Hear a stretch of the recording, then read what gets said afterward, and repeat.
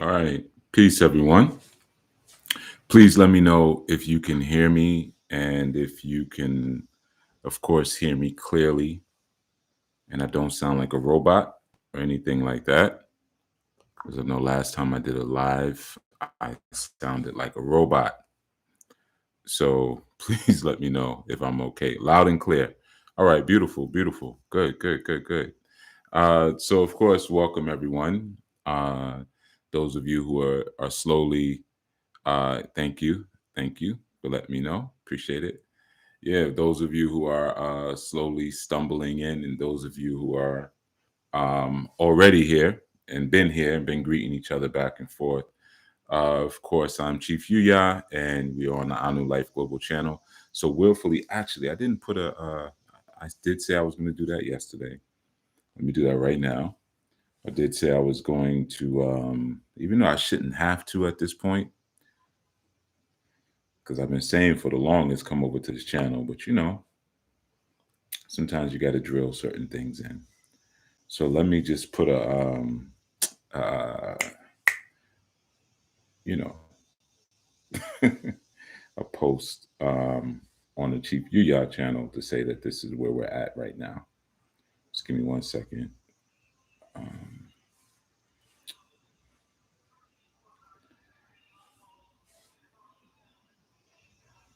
okay.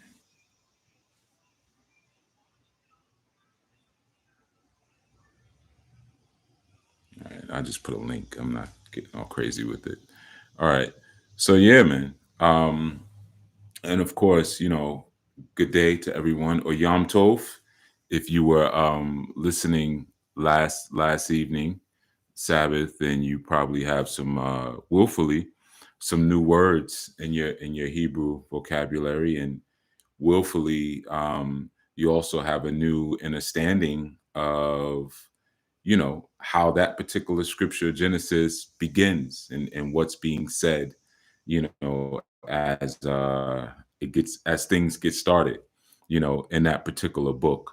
So I will that particular session was fruitful for you, and you're able to do something with it. The most important thing, today, we titled this insight "Law and Order." So I'm going to speak a little bit about that, and I'm not going to go too deep because I know sometimes people can feel a little bit inundated with the deluge of information and revelation that comes to them, and sometimes because of our lifestyle, we are not wholly invested in our study. So we just have other now, of course, on Sabbath, that's all you should really be doing: resting, studying, fellowshipping, just having a good time, and not doing the work, that 6 days or that sixth cycle of work where you're doing things that are considered unholy. This is your time now to holy back up, to holy up. So but in any event, one of the things that I kind of just wanted to express is that, I know sometimes that when you're getting a lot of the information, it can be difficult because you kind of feel like, man, I'm still catching up to the old stuff, and now there's a whole bunch of new stuff. And that's what sometimes I do tend to move a little slow, just to give you an opportunity to process, synthesize, study, reference, and write your notes and things like that. So with that said, I won't go too crazy today, and actually, I'm going to give some supporting information to what we were able to cover, uh, like I said, last evening in our Sabbath meeting, or our Sabbath reading, rather. It wasn't a meeting, it was a reading. And let me just pull up a couple things here. So, what I wanted to get into in terms of law and order with you all is the concept of how they work hand in hand, right? But we're going to start with Matthew 5 and 8, right? So we were all beginning of the New Testament yesterday, and now we're, Older Testament, older covenant. Now we're newer covenant, right? And you don't really have to make the distinction too much, to be honest with you, because it's one continuous thought. When you really know how to read it, you'll recognize that it doesn't need to be broken up like old, and it really is no such thing. just like what you saw with creation. In the beginning, this happened, right? So in which beginning, in every beginning, this is what happens. If I open a business tomorrow and it's the beginning of that business, I'm going to go through the same process that you just saw. If I sit down with the woman and we decide, hey, let's have some children, that's the beginning. So as we're dealing with spiritual mind and thought frame, that thought frame and that mentation has no concept of a linear time code, like it was yesterday, then it's today, then it's this, that.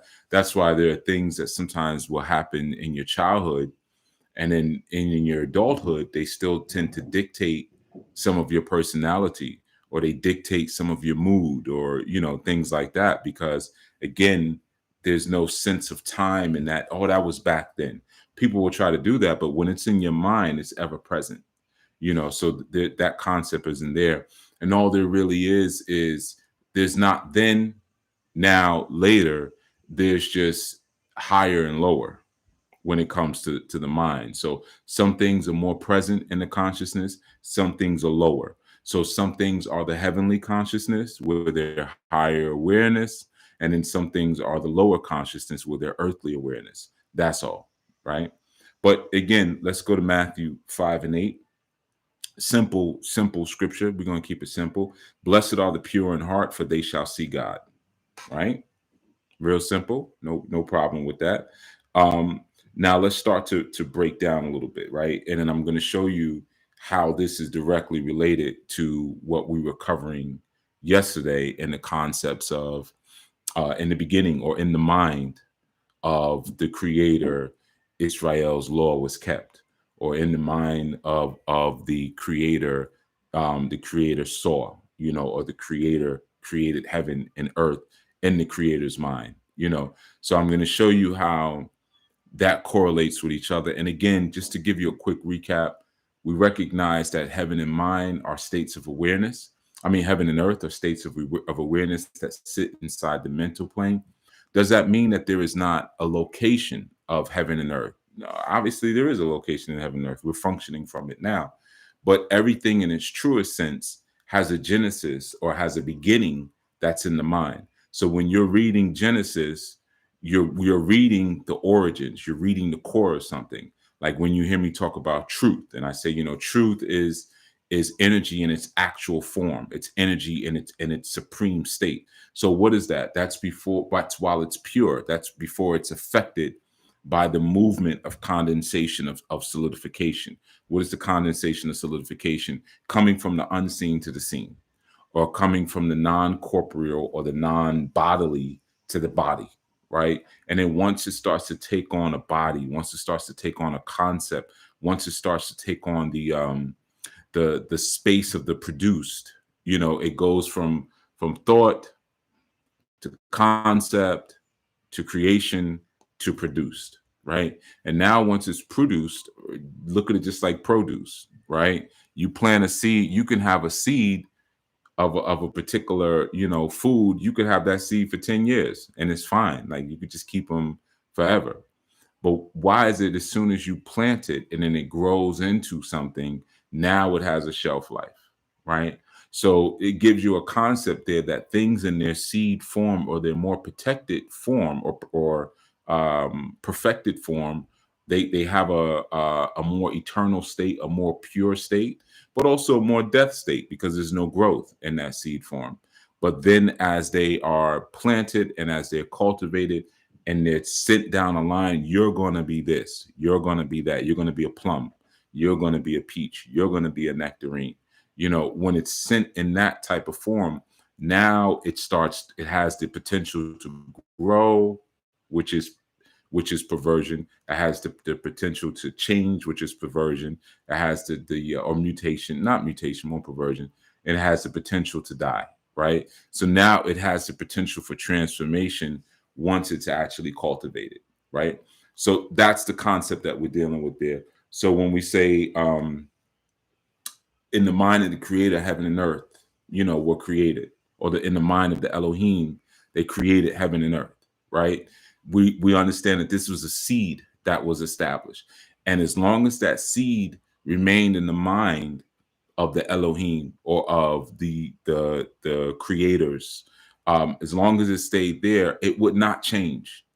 It would stay exactly as it is. So the only way that it could change or evolve is that it would have to now be planted. It would have to be put into some environment where it could gestate and where it could grow into something else. Okay, but that growth into something else means that, well, it's going to be different than what I originally maybe intended, right? So when we say things, let not my will, but thy will be done, what is the will of the Most High, right? The will of the Most High is the law of the Most High. So when the Most High says, let there be light, that is the will, that is the law, right? And then when we start to create perversions of that, it becomes something different. For instance, and we're still talking about this scripture, when we speak about the lights that were in the firmament of heaven, right? And I explained to you that light is order. So light is the order. If you notice, we'll get to that later, but in chapter two kind of starts off and it says that this is the generations of heaven and earth and all the host, right? So the host of heaven, host is a term that can mean militia. It doesn't just mean like I'm hosting a party per se, but like when we say heavenly host, we're speaking about a group, an assembly, but more specifically, an army or a militia, right? That's a host. So these are also the order or the lights that were installed into the firmament. What we perceive as being Orisha or angels or not even Neteru, because Neteru are actually something different, to be honest, slightly different. But there are some Neteru that are still angelic. Remember, there's a light form and there's a shadow form. So everything has that duality. You know, even when you deal with the Orisha, there's a light form and there's a shadow form. We have different paths of them, or with the angelic energies, you know, but those people are usually more clear on because they'll say, that's a demon, that's an angel. So that they know that there's, you know, there's a difference, but you know, there's that twin aspect, right? But the lights that were in the firmament were the order of the firmament. So what was the order of the firmament? Like I said, you're reading poetry and you're reading history and you're reading allegory and metaphor all in the same bunching, right? So physical lights installed into a metal place, and yeah, were those physical lights that or physical order that were installed, were those the hosts, the angels? Possibly. Yeah. It could be both of those, right? They both make sense, you know. So blessed are the pure in heart, for they shall see the most high, or they shall see God. So the way I'm going to do this first, similar to what I did last night, I'm going to read the basics first of what you're used to reading. You know, blessed are the pure in heart, for they shall see God, right? That's the basics, which you've probably heard before, Matthew 5:8. And blessed, we usually say, oh, to be blessed is to like be favored. So people say, oh, I'm what is it? Highly favored and blessed, or blessed and highly favored, something like that, greeting people use. Um, and there is some truth to that. You know, to be blessed is to be favored. But more importantly, the word blessed means blood. So if I'm blessing you, I'm imparting blood to you. Okay, that's what it means to bless something or to bless someone. And blessing is similar to anointing, almost exact. They're very synonymous. The difference is with anointing, you might use oil, for instance, and with blessing, you're using blood. You see, so oh, thank you, Sister Kashia. Blessed and highly favored, right? Blessed and highly favored. You know, so the concept there that we're working with is when I'm blessing you, I am extending you. You see, because the term blessed, it means blood literally, but within scriptural context, it means to prolong or to extend.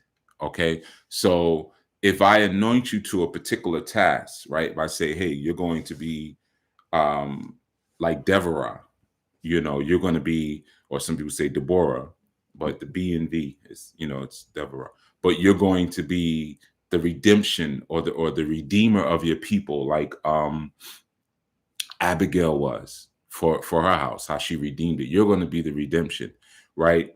And I bless you to do so. Just like when the Elohim blessed the animals and said, "Now go be fruitful and multiply." What that meant was, I'm prolonging that concept. I'm extending that concept that you're going to be able to do it further going forward, right? So, blessed or prolonged, extended are the pure in heart. Now, when we look at the pure, the term pure, now it may just mean like, we may look at it like I'm doing good, right? But pure is similar again to when we go back to after its own kind, that concept. To be pure means to be certain, and it means to be of a particular affinity. Like, it's very clear that this person is not double-minded. It's very clear that this person is not lukewarm. This person is completely all feet in, sold out for what it is that they're standing on, what it is that their conviction is. That's what purity of heart means, or represents, because you have to remember what the heart is. And the goal is for us to replace the belief in our heart with faith in order for our heart to not be the seat of emotion, but to be the seat of intellect. So just like we say that, whether it be in the Yoruba sense when we speak about the Okan, or we speak about an ancient Kemet, in terms of the Ab, being that, okay, it's where our intelligence is found outside of the brain. Not necessarily. Yes, but not in the beginning, right? So initially, or in the beginning, we're emotional. We have a beast-like nature that is pretty much guiding and navigating who and what we are. And then as we move forward through character, through our different stages of character and developing character, the goal is now to replace what was belief and what was hope and what was anxiety and all those different things that exist inside of what we consider to be the metaphorical heart. And we're replacing that with faith. And faith becomes that logical knowing of the unseen, because there's been a journey through the unseen in order to gain logical standing, right? So when we say a heart that's clean, or a heart that's clear, or a heart that's pure, what we're speaking about is that purity of the heart is like, or that clearness of the heart is clearness of thought, right? One of the most important things that we have to remember is that so much of this begins with blood, and so much of it begins with purity and single-mindedness. When we reference, or we use the precept, of Act 20:26, wherefore I take you to record this day that I am pure from the blood of all men. Okay. So we see that there's a purity of blood that's constantly referenced. And again, there's a clarity. Revelations 21:18, and the building of the wall of it was of jasper, and the city was pure gold, like unto clear glass. Right. Always this call for clarity, for clearness. Where do you really stand? What are you really doing? Right. So we're only what about 4 words in or so, right? But don't worry, I'm not going to take you on a journey like yesterday. It's going to be a little different, or last evening. Blessed are the pure in heart, right? So we got pure. We have pure. So blessed, prolonged, extended, anointed, sanctioned are the clear in mind, or the clear. Let's just say clear, the dedicated and clear in heart, right? Now, let's look at the concept of heart, which, in our Hebrew is lev. But again, the heart is a concept. It's the place where we gain clarity. So when we look at, for instance, we look at the root chakra. I'm sorry, not the root chakra. We look at the heart chakra, and we recognize that 3 above, 3 below, 3 major, because there's a lot of chakras. People just think there's 7. There's more than 7, but 3 major chakras below, 3 major chakras above. So that one is in the middle is the one that feeds. It's like it's the power source. Like if you have Iron Man, and he's got the power source, and that powers his body and his suit, right? That power source of the heart is what powers all of the other chakras. So in order for that power to be correct, it's like putting dirty gas in your vehicle. You put gas that has too much water in it, and then that water not only rushes your tank, but messes up your fuel injectors and all kind of issues. So you want to get not only the highest octane that your car is supposed to take, but you want to get good quality gas. Some gas stations you go to, and they get all of their gas refills because it's cheaper when they get their gas from the bottom. you know and when I say the bottom of the filling tank, right? They actually charge stations a lesser amount than the tanks that get their gas from the top when they come to fill. Why? Because at the bottom of the tank is rusted, so they know that the stuff you're getting from the bottom is scraping up all that rust and stuff, and then they sell that. So these cheap gas stations you go to, that's why they're able to sell the gas, because everybody's paying the same tax. That's where really that's how much the gas is really paid for tax. The gas itself is cheap, but some stations, the cheaper stations you go to, they get from the bottom of the tank, which has rust all in it, and some get the better gas from the top of the tank, so they can charge a bit more, right? So that's a little car science for those of you, who may think you're getting a deal, but wonder why your car ain't running right.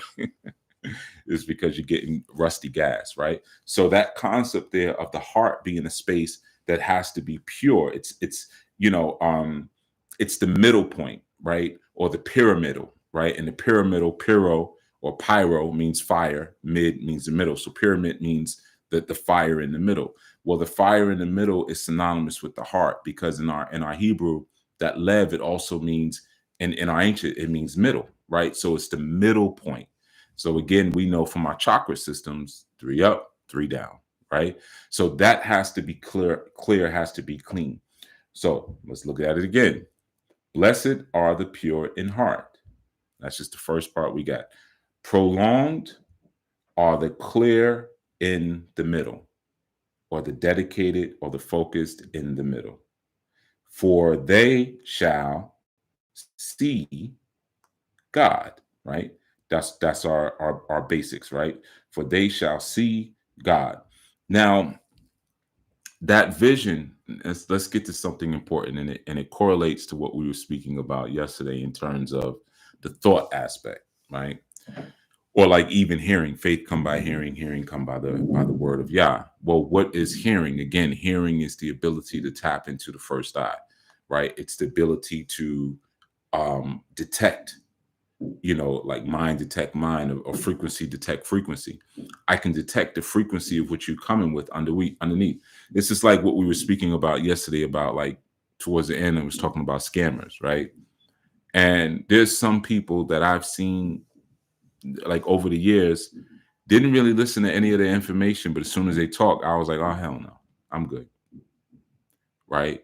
And sometimes, I'm sure we've all had experiences like that, whether they're people, YouTube people, or people you meet in person, but you may try to explain that to people, and they might just think you're being snooty, or you're being presumptuous, or just whatever. You don't like anybody, it could be anything, but nah, I'm feeling something that ain't right.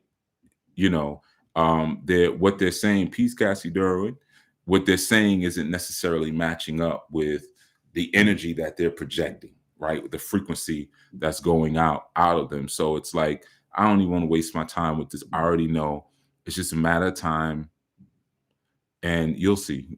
So I'm just going to quietly kind of slip away, right? So sometimes you have those type of experiences.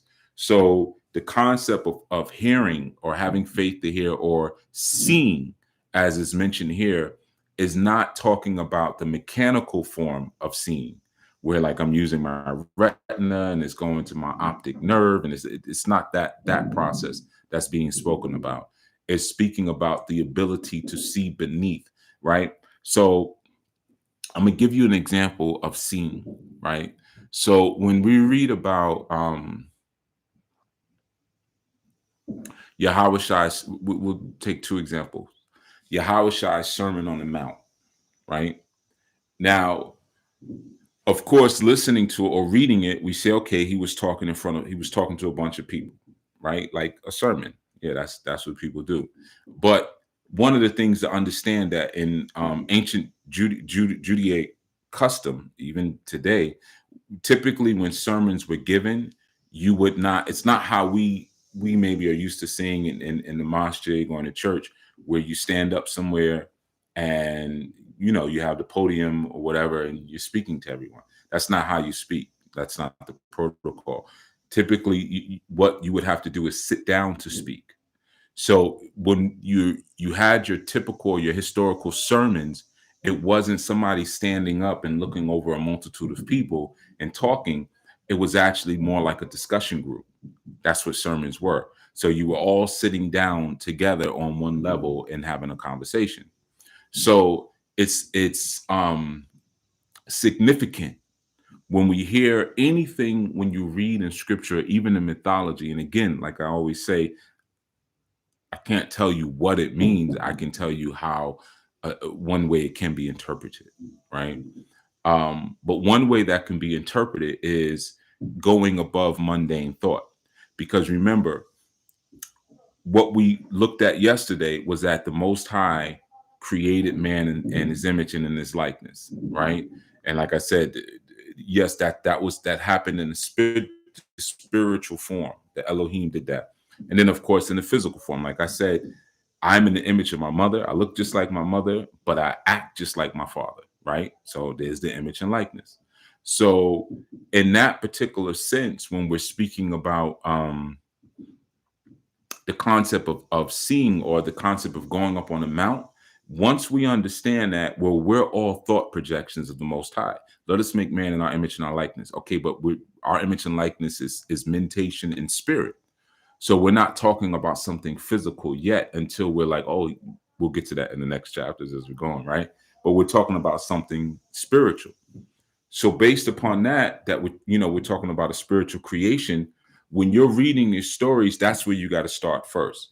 So when Yahushua is having a sermon on the mount, what Yahushua is doing is looking over his lower thoughts. He's rising above mundane thought, and he's looking and he's talking to him. Like, sometimes you'll be doing something. I know for me, it's usually in a workout where I have to, like, you could do this. Come on. You got to, I'm talking to my body. I'm talking to my thoughts. Like, oh man, stop whining. This, and there's like these arguments going back and forth. But my stomach hurt, God. Yeah, that's because you decided to eat cookies for dinner. Yeah, that's your fault. You just keep going. So these are my lower thoughts saying like, yo, that was good, man. How long we been here? 15 minutes? It's a good workout. 15 minutes, go home. You good. Think about all the other people who didn't do nothing today. At least you did something, And then there's a higher thought that's like, come on, man. You said you was going to come out here and do 10 sets of 20. Get that off. You know what I mean? Go do what you got to do. Whoop. Come on. So my higher thoughts are talking to my lower thoughts. That's a sermon on the mount, because I'm ascending to higher awareness to look at my mundane thoughts. All right. That's the first thing to understand. And it's no different than when Musa or Moses went up the mountain to speak to Oya and was like, yeah, I'm going to need this joint in stone, man, because yeah, everywhere we go, we do something stupid. Basically, like, we're very colorful, musical, amazing people, but we have some serious crazy that we're working with. So I'm gonna need some stuff in stone, right? But him going up the mountain, yes, you can look at it physically, like this man climbed up a mountain, but you first have to look at remember, make man in our image and in our likeness, spirit and thought. So him going up the mountain is him going to his higher thoughts. Him coming down the mountain is viewing his lower thoughts. What were his lower thoughts? Oh man, you still worshiping idols.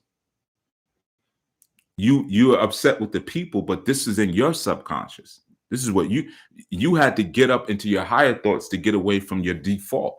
Your default is to do the same thing, right? So that's the concept that we're working with there. So when we say things like see, or we say things like hear, we're not just talking about, again, the physical, the biological concepts of seeing and hearing. We're talking about getting away from our everyday thoughts. And this was one of the things that Yahushua came and taught, because when Yahushua came and said, this is how I want you to pray like this, right? He didn't use the word pray. But what he was saying is, I'm gonna teach you how to meditate. That's what he was teaching. I'm gonna teach you the science of meditation. And through the science of meditation, you'll be able to raise up beyond mundane thought and really look at. See, like I've told you before, with meditation, a lot of people say, you I'm sorry, I'm laughing, but it's stupid. You want to empty your mind of all thoughts. Emptying your mind, even when you read scripture, the Most High never even did that. The Most High, when you read the flood, killed a bunch of people but left the 8. I'm still leave some thoughts, and then even in that, there were still birds. And the truth is, the story of David and Goliath happened after the flood, right? So we have to read that story with like a different kind of eye. Maybe one day I'll break it down to you. But why do I say David and Goliath? Because Goliath was a Nephilim. He was a giant. So if they were all killed, if everybody was killed, then, and it was only Noah who was pure and his children, then where did this abomination come from? That tells me everybody wasn't killed. Or that water wasn't as high as y'all saying. But we'll deal with that another time. That's another feeling herder. Like Bereshit, that's another feeling herder. But so yeah, it's the concept of going above, like how I would normally be thinking, and getting to what we have to really get to, right? So where was I? Blessed are the pure in heart, for they shall see, right? Blessed, prolonged, extended, are the clear in the middle point where they power themselves, for they shall see, experience, be able to travel to God. Okay. Now, you probably know by now that it's never God, in terms of like the word that's used, because even if we were to go back to what it would have been, it would have been theos anyway, or again, Elohim, right? So with that concept, they shall see the Elohim. So what does that really mean when we're still talking about thoughts? Blessed are the pure. Well, what is purity? Purity takes you back to the concept of being one, right? So why am I clear? Because I am locked in with the divine will of the Most High, because blessed are the pure at heart. What is my heart? It's my will. Well, how do I clear my will, or clean my will, or clean my heart? Through the law. There was a song back in the day, "Speak to My Heart," right? Speak to my heart, Lord. Give me your holy word. If I don't hear from you, I won't know what to do. I don't mean laugh at all this stuff like this, but part of it, like, it's like all you could do is laugh. Speak to my heart, Lord. Give me your holy word. If I don't hear from you, I won't know what to do. This was a popular, I think, who did it? Praise and Deliverance? No, I can't remember the name of it, because I think Donnie McClurkin did it over. But I remember the first one, right? Now, what's so funny about that, right?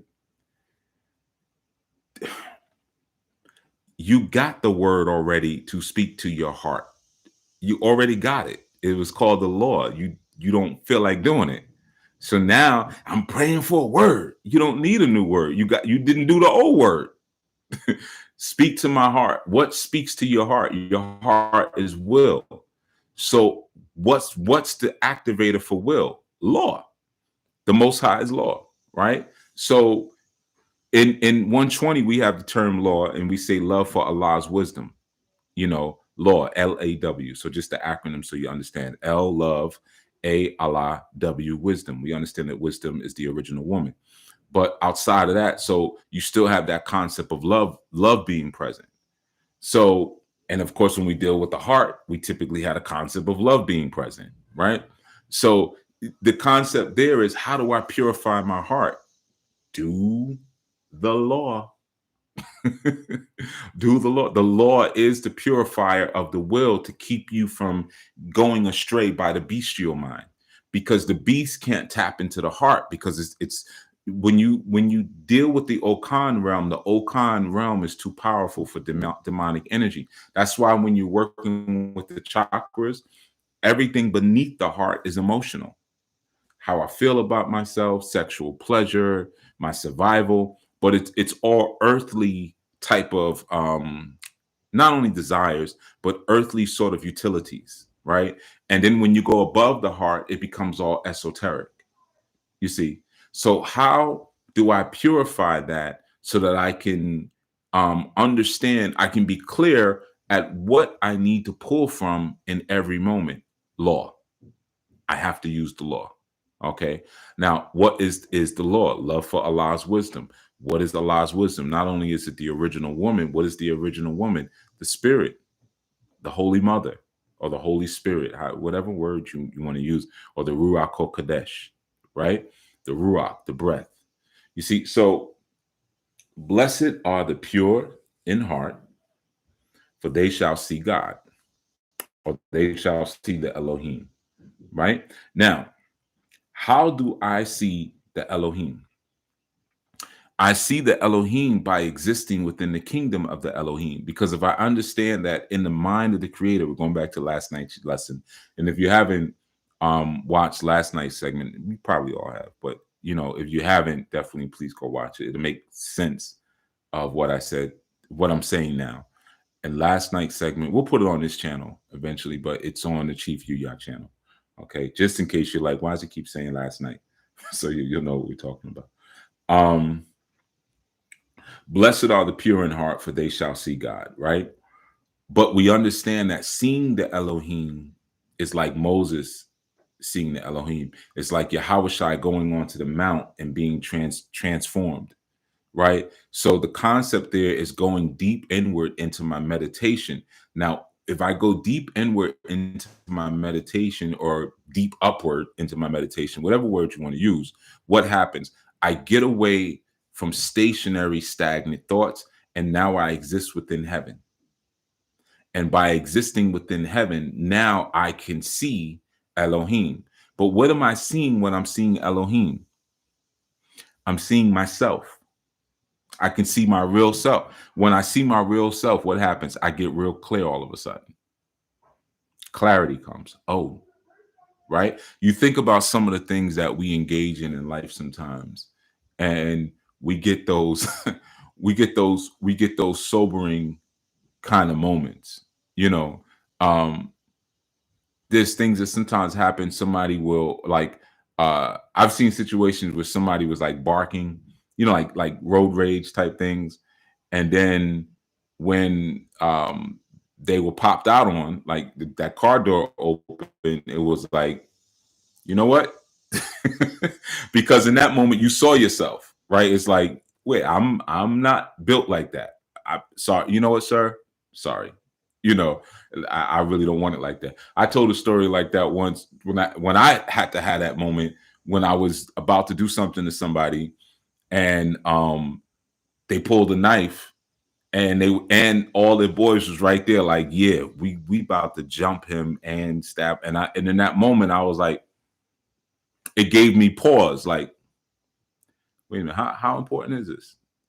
You know what I mean? Like, yeah, I could beat him up, but there's like 7 wolves here, so nah.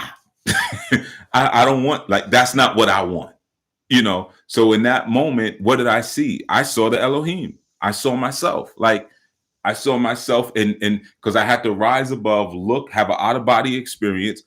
I looked at the situation and was like, this is some lower thought activity. This is not me. I don't want this right now. I'm good. Right. So how do we know really that we're seeing the Most High? when we go into that space, or that we are the Most High, right?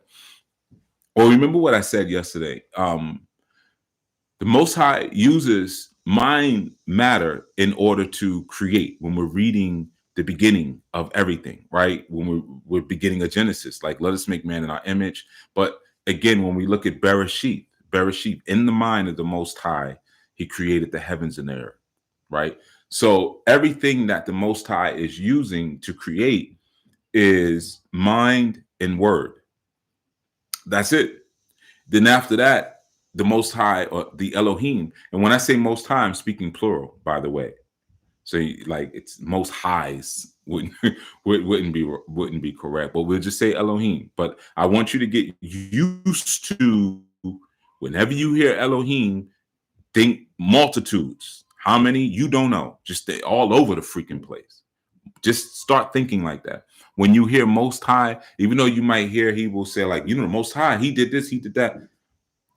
That's correct to a degree, but to another degree, it's incorrect, because when you read the second chapter of Genesis, it says then we get a different designation that we don't have in the first chapter, where now we're hearing the Lord God.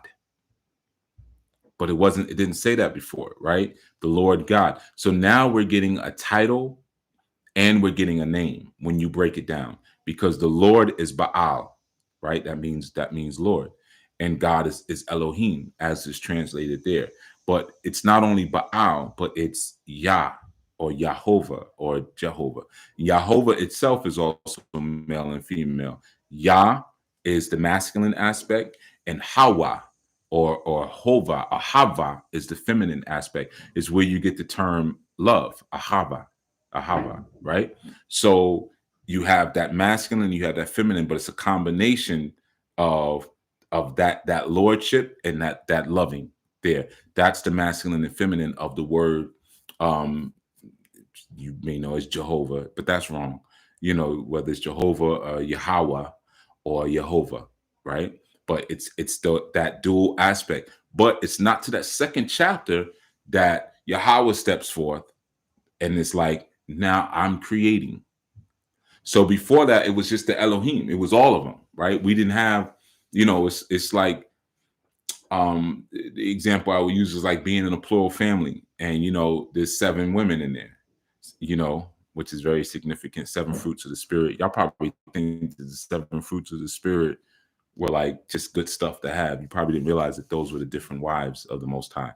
But anyway, you and a family, and there's 7 women in there, and you're young. You may not know who your mother is yet until one step forward. So this is mommy this, mommy that, everybody's last name. I mean, everybody's first name, but they're all mommy until mommy, whatever your mama's name is, Miriam, mommy Miriam, right?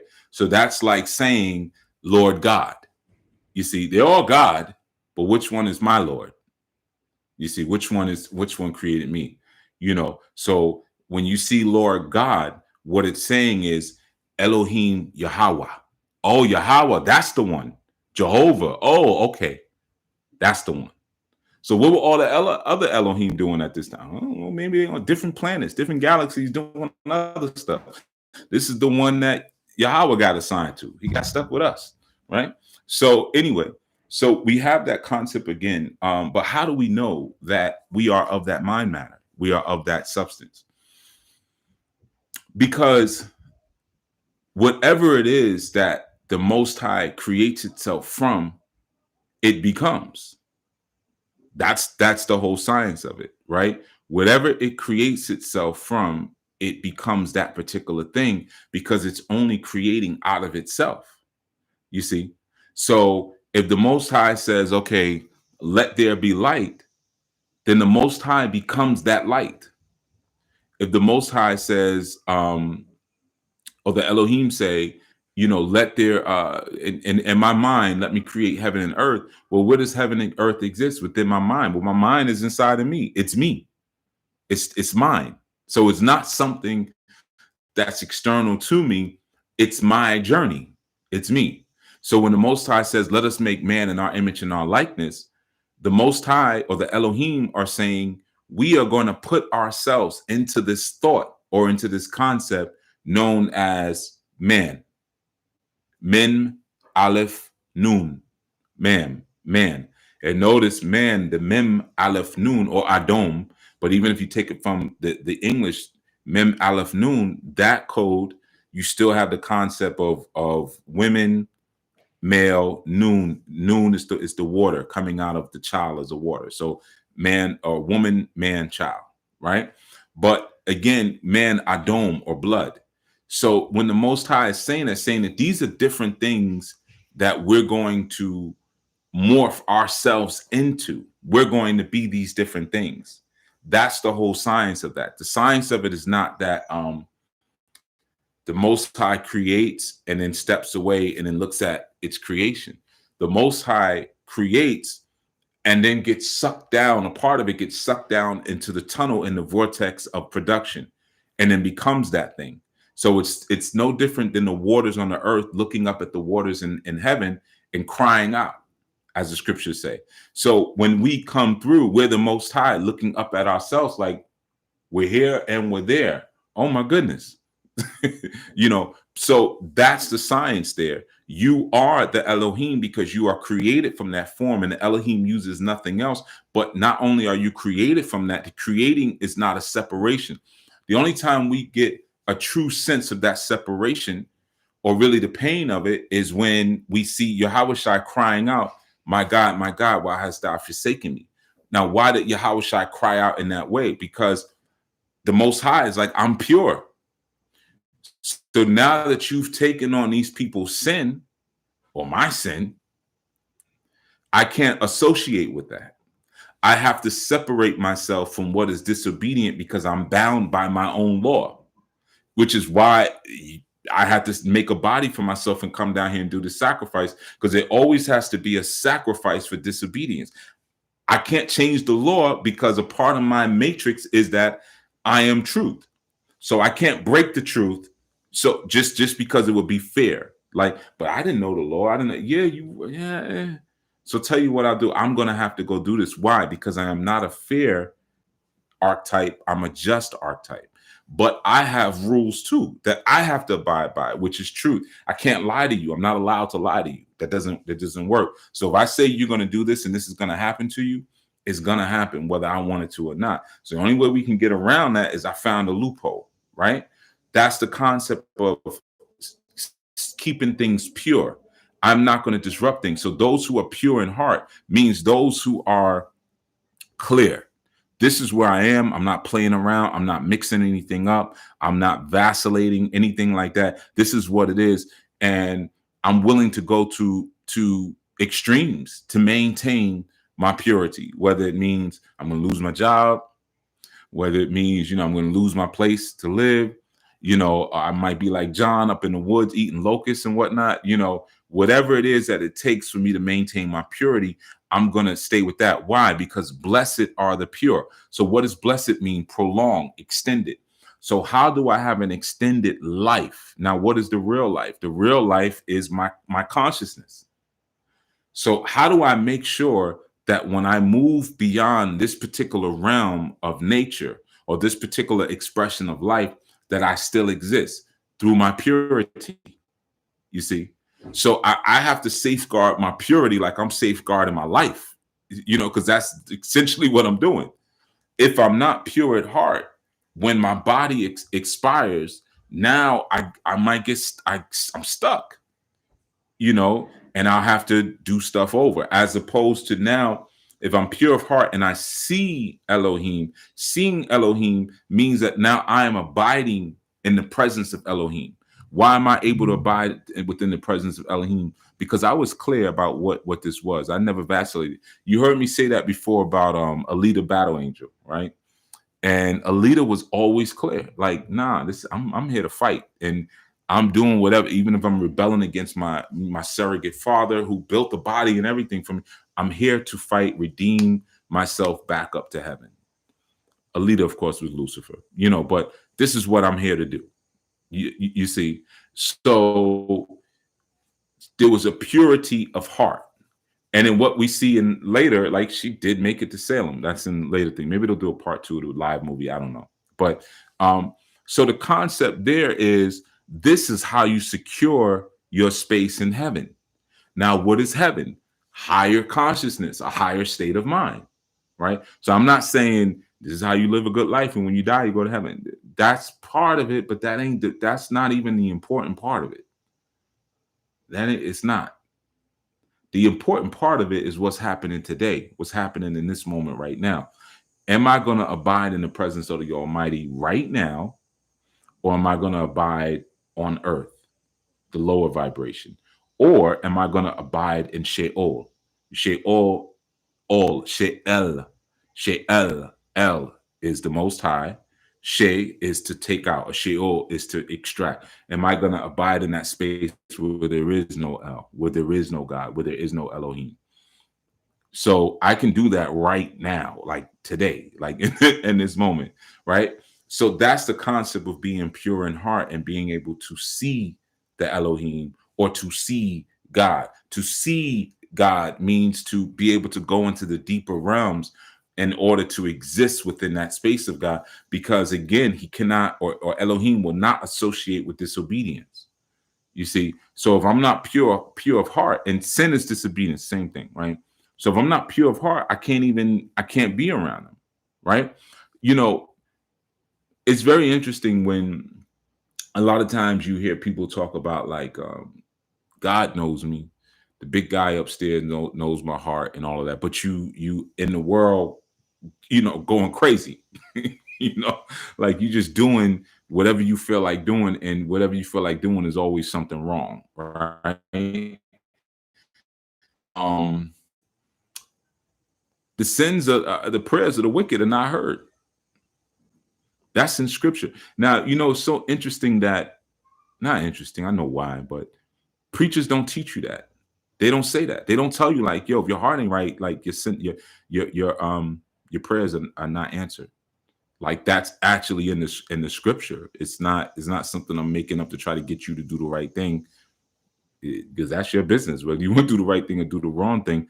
But we were warned that, like, yo, yeah, if you ain't right, you don't get listened to, right? So it's always funny. I hate to say it, but sometimes people be like, "Yo, man, I'm praying for you." I'm like, okay, you might as well write a freestyle for me or something, man, because your prayers ain't going nowhere. You know what I'm saying? Like your prayers can't get off the ground because you're so enraptured in earth.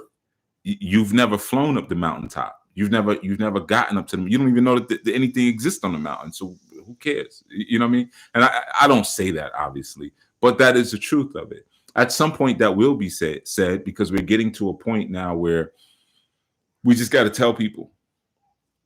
We just got to tell them, man, like tiptoeing around things, not to hurt people's feelings and stuff like that. It's causing people to not be able to extend their life because they're now being cursed as opposed to being blessed. So if I bless you, I can bless you with some information. And what am I doing when I bless you with the information? I'm extending your life. Like what I'm teaching you right now. Yo, you gotta be down for the cause. That's what I'm saying. Like you gotta really be down. Like you can't be, I get a little bit of this, I'm doing a little bit of that. I do this when I feel like it, but yeah, I'll be tired and I'll be da da da. You're gonna die. And I don't just mean physically, like your consciousness is gonna die because you're not putting enough deposits in the heaven space. You're not putting enough deposits in Anu, heaven, or Anu or She'ayim. She'ayim, it's that concept of this fire in the sky. Well, what is that fire in the sky? It's that spiritual fire or that spiritual truth that is seen. They shall see the Elohim. You're not able to put any deposits there, so that way when your body expires, you got something to pull from. Where you can say, don't reset me, don't control or delete me. I got some Johns up there. Go look under my name. It's my government name. Maybe, yeah, it might not be under, Born Natural a lot. That was my divine name when I was on earth. Look under Clarence Hickerson. It might be something like that. But the bottom line is you have consciousness that's stored up in heaven. So now when you expire from this particular experience, you're able to go to that heaven experience and say, consciousness, what's next? What else y'all got for me? Because I put something up there. I put my tokens in. Let's go. Now I'm saying it in a very colloquial way, but I could back up everything I just said with scripture. Like, so I'm not making anything up. You know what I mean? But again, that's not even the most important thing, believe it or not. Like, where am I gonna go when I die? Forget that. That's all that's like crowd control. You know what I mean? Like, you doing me dirty now, but I'm gonna be thinking about, oh, when I die, it's gonna be, nah, man, forget that. If I'm gonna riot, I'm gonna riot now. You know what I mean? If you're persecuting, you get a lot of that. Blessed are those who are persecuted, for my namesake. Yeah, that wasn't the Greeks. They played with that. That's not actually what it said. That's that when they tell you, man, they use this book to enslave people. No, not the book. They misinterpret things to keep you off the track. Blessed are those. I don't want to be persecuted. How's that? How am I extended because I'm persecuted? And then persecution is so subjective. I heard somebody before, she was talking to me and she was telling me about how the struggle she goes through as a woman, as far as like not being able to get certain jobs and things like that, and there being a glass ceiling, is akin to slavery. So she was using that as a justification for that particular scripture. She was like, yeah, we've been persecuted. I'm like, you tripping. She was like, well, we've both had been withheld from the amenities of this social system. And I said, yeah, but the difference is nobody came looking for you in the middle of the night. Nobody was looking. You were trying to get into your man's system, and he said, no, go back home. But he provided a home for you, but he said, nah, take your butt back home. That's not the same thing as I'm over here trying to do my own thing and you come and burn it down multiple times. That's different. That's not persecution, player. Like, so it's very subjective in that sense, if you really don't know how to define the terms. So what I'm going to do, I'm just going to go to a couple more in this piece.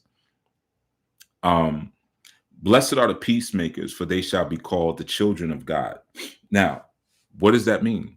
They should be called the children of God. That's a very important piece right there. Of course, if you're establishing peace, what are you essentially doing? You're establishing identity. You're establishing order, right? Peace is order, right? And what I mean by order, it's being able to identify myself in the midst of chaos. That's what peace is. No matter what's going on around me, I know what I am, right? So if I'm a peacemaker and I'm able to say to you, if I'm able to read to you last night and say, in the mind of the Most High, Israel maintained the law, and the heavens and the earths were created. And I'm able to show you that you're Israel, which I have done with our new people.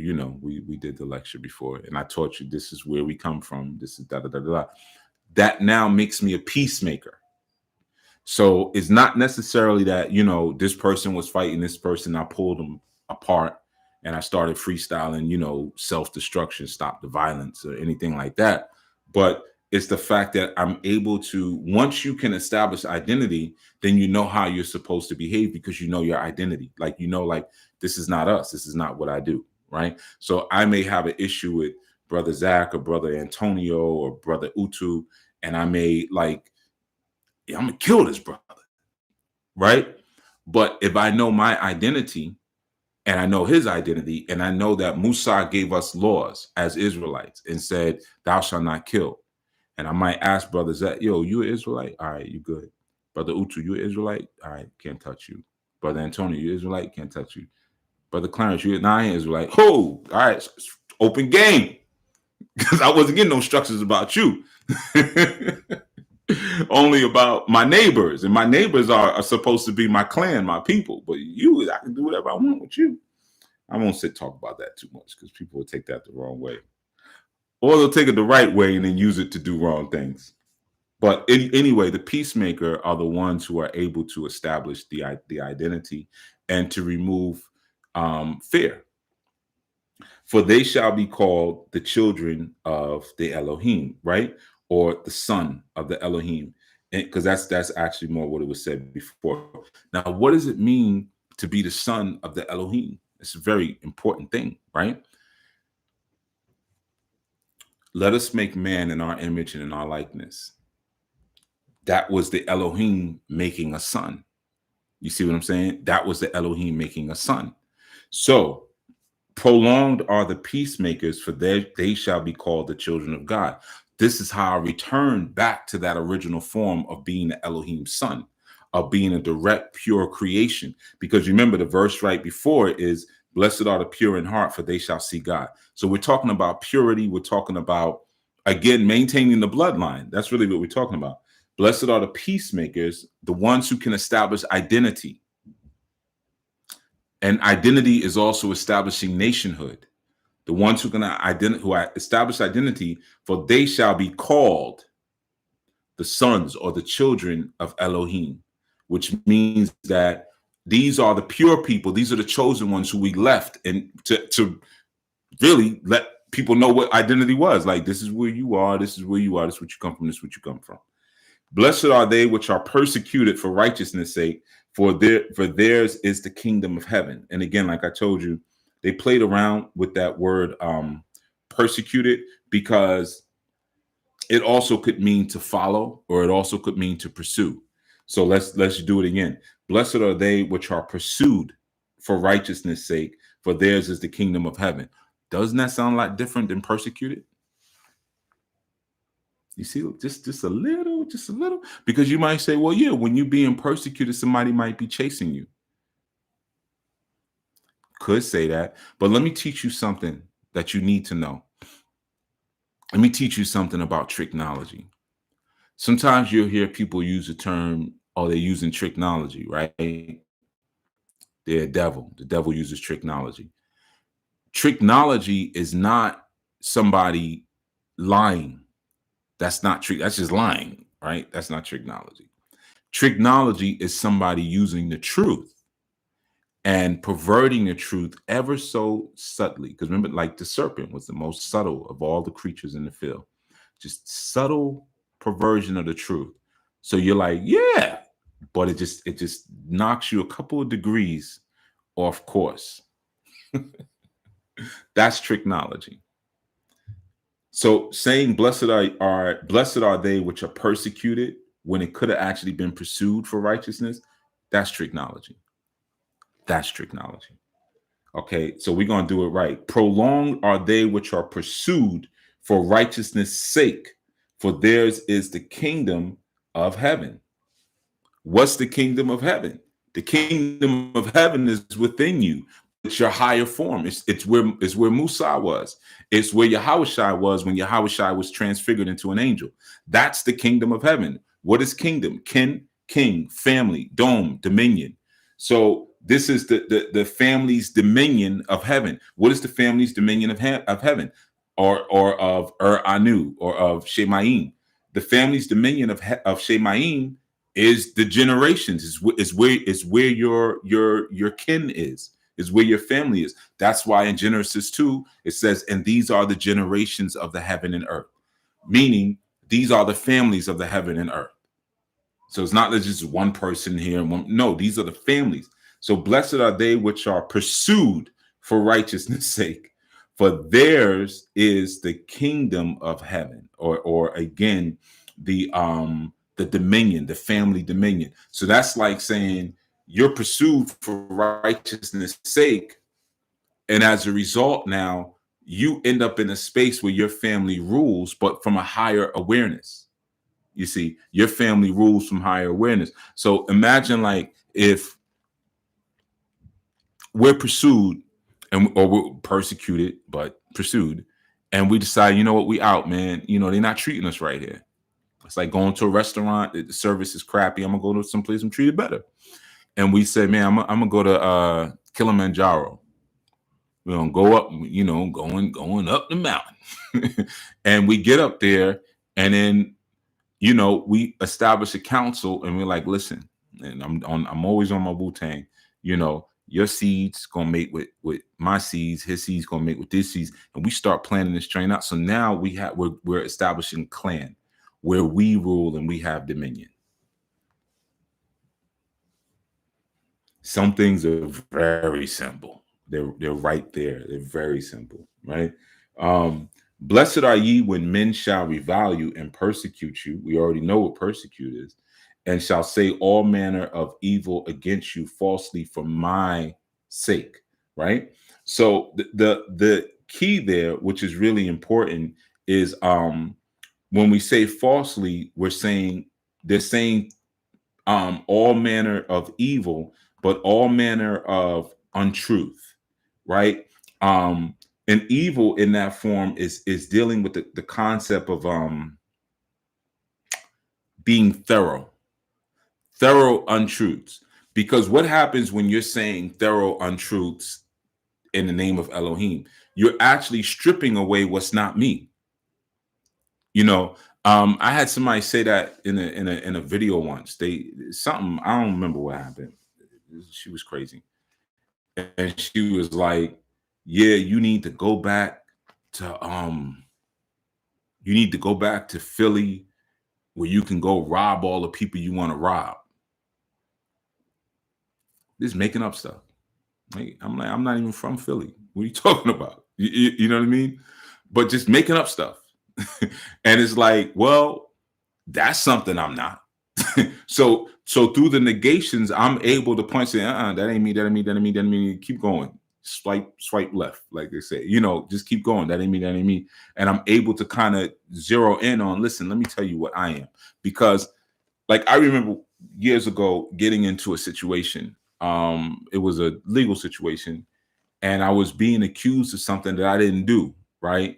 Um, and it was a very serious legal situation, right? And a sister said something to me, and it's something that I do, but I never put words to it. So she really helped me in that sense without realizing it.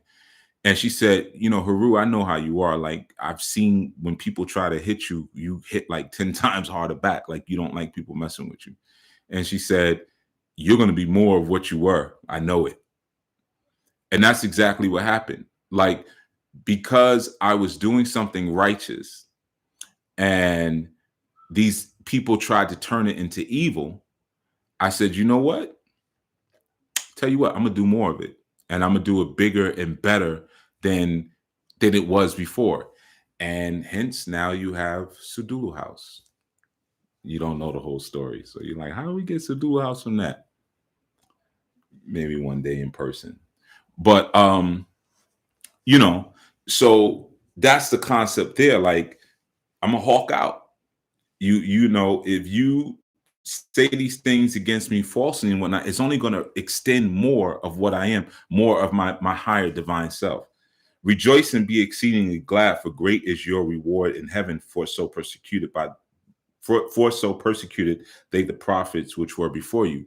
So again, is my reward in heaven later? No, my reward in heaven is sitting there right now. There's no concept of time. I don't have to die to get rewarded. It's sitting there literally right now, right this second. You look at your clock, it's there right now.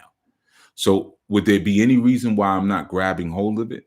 The only reason that I would not be grabbing hold of it is because I'm dealing with lower thoughts. Remember, everything is thought. So every person is thought. Every bird is a thought. Every cockroach is a thought. Every rat, mouse, whatever, they're all thoughts, So I can decide which thought matrix I want to live inside of and which thought matrix I want to thrive and ascend from, right? So I can stay on the mountain. I could be up there with Musa and like, yo, boom, I'm getting direct information, like giving me all of the laws of Ma'at. And, you think about law and order. Order is the light. As I said last night, light is order, or. And and or, you notice they have a similar root. Order, means light, right? Very similar to the Spanish oro, which means gold. You'll start to see that all these things, everything is everything. At some point, it's going to click. Like, wait a minute, nobody had a monopoly on this. Like, everybody was building languages and things and all this off of this information and then pretending like they weren't,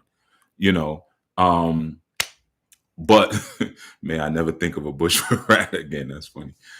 Yeah, well, maybe then you won't see any. You might see something else though. There's more stuff in them sewers that come up than just rats. All the alligators, children were flushing down in the 80s. But now I'm joking. But so that's the thing. Once you recognize everything being thought, then you start to learn. Like I said, it's the science of meditation, which I was laughing at earlier. I didn't finish what I was saying, but you know, um, we're told in meditation to clear your mind of thoughts, which is stupid. You can't. And the Most High has never even cleared the Most High, as far as we know it, in our experience and dispensation, has never cleared everything out, right? Like we're gonna go back to nothing, to the abyss again. Even when it was floods and whatnot, there was that's water. It's still life in that water, right? The whales didn't die in the flood and whatnot. So there's still life moving. It's just that, there's some abominations who have mixed the bloodline. I told them not to do that, but they have mixed the line. You got the angels sleeping with this. So now we got all kind of weird creatures and stuff. And they even making folklore about it, about the dragons and all of this, and not recognizing that the dragon is just half whale, half hawk or something. You know what I mean? Like you thinking it's just a big creature. So tell you what we're gonna do. We're gonna start over. We're gonna start over. Noah, you're pure because you're the redemption of Aduma's line. You're part of the pure line from Seth, where the genetics are good. We're gonna grab that and we're gonna do this again, right? So even in that, there wasn't a clear like get rid of everything, delete it, bleach it, put some antibiotics on the planet. But the thing is with that is that once we realize we can't clear out all thought, then we have one other option. We have two, but one of them is super hard. It's like a lifetime of work. The other option is to monitor thought. That is truly what meditation is when you can monitor thought, which is hard, right? So just to like observe the thoughts that come in and out of your mind, right? That's a form of preaching a sermon on a mount. I'm higher up, I'm on the mount. And all of these people, whether it's my disciplines, Paul, Peter, Barnabas, all of them, whether it's them and I'm looking at all of them and I'm like, yeah, you act like this and you act like that and you this, that, because they're all me. Because remember, we all come from the same substance. We all come from the mentation of the Most High. That means we are actually the Most High, because it's like me taking a piece of my beard and saying, okay, this is going to be man now. And the beard, the carbon in my hair is still alive. So if I, boom, pull it off and put some carbon in his life, and I put it on a table and I watch his journey, it's alive. It's not dead just because it's a piece of hair. It's still alive. And on a microscopic level, I may not be able to see what it's doing. Well, I can't because it's mine, right? I'm watching this journey, but I'm also watching me. So now if I take some more out, let's take one of the gray ones, boom, put that over here. Now they're all different. And one of those hairs, which is still all me, might say, man, I'm not feeling this whole hair life. This is whack. Like every time here wind blows, we're over there. Like this is corny. Let me go deep within myself and see the source of what I am and what I really come from. Then it goes inside and sees its source. It meditates and is like, oh, I came from this guy with a red shirt on, and and it's not just beard, this chest hair, armpit hair, eyebrows, pubes, like there's more. There's more to just being, a piece of a beard that's sitting on a table, right? But those other hairs may not ascend to that point. The other hairs may not care. So now what is the kingdom of heaven? The kingdom of heaven is where the Elohim, see God, what is the Elohim? The Elohim is the group of all of us. So I just thought it was me as a hair, but all of us together, our whole body, fingernails, digestive system, respiratory system, this the nervous system. There's a whole bunch of us. This is a whole working mechanism where we have dominion, kingdom, king dominion, where there is freedom, the dominion of the free. You see? So those are all thoughts. The hair is a thought. The eyes are a thought. Everything is a thought. So when I'm able to extract myself and monitor, I'm looking at all the other thoughts and deciding how I want to interact with them. Can I clear them out? No, no, you can't. That's just not even what we do. Now, what happens when we start to get to the deeper and higher levels of our awareness, we learn to control them. That's something different. That's hard. It takes a lot. So anybody who jumps says, "Yeah, I control my thoughts," they're lying. Trust me, because people who control their thoughts, they don't talk about it. Controlling your thought is being able to say, "Let there be light," and there's light where there was nothing but darkness. Let there be a firmament. Let the waters divide. That's complete mastery of thought, right? Nothing else is coming in. When we have the serpent coming into the garden, that's not a mastery of thought, because now your thought that you had everything, it was, you were rocking. You had man, and you had Adama, you had Hawa, you had the seeds, you had the tree, you rock it. Then here comes this errant thought coming up. Hey man, check this out. Boop de boop de boop boop boop boop boop boop boop. You see? And what happened? She looked, she saw it was good to the sight. She tasted it and she saw that it was delightful for food. So what you saw with your mechanical, your physical, and what you tasted with your physical, that's what caused your thought to veer. Now you over here with it. Whereas you had this at one point. So that's the science there. When you're dealing with meditation, the deepest place to be able to go is to remove all the serpents from your brain. And what are all the disruptors? So I'm sitting and I'm not, like, what am I going to eat tonight? My back hurts. My toenails feel funny. They feel oozy. I think I need to wash my feet again, put some powder in it. Whatever it is, goes to a person's mind when they're sitting there meditate. Those are all the different serpents that are pulling you out of your potential of going into the fertile garden. That's the science of that. So law and order is your ability. The law is your ability to follow through with the purity of the heart. Your law is your will. The Most High's will is law. We follow the law, and now we have the will of the Most High within us. So when we say, let thy will be done and not mine, right, which is a part of that prayer, is saying, bring me to the purity of the heart so that I am in sync with the rest of the body. Don't have me out here floating by myself, but let me lock in with all the other Elohim, because I am Elohim. So your will and my will is supposed to be the exact same thing, because I'm you and you're me. So in the order aspect is the light aspect. That's, law and order. So what is the light? The light is good. So the light is our ability to now lock in with, like when he said, ye are the light of the world, right? Or the light of the earth. The light is that ability to now for us to take all of that law and put it into, like, just like the firmament, the lights of the firmament, what we're put into the firmament of heaven. It's an ordering of things. Part of that is, like, again, when you're dealing with the Risha sciences and things like this, these are lights.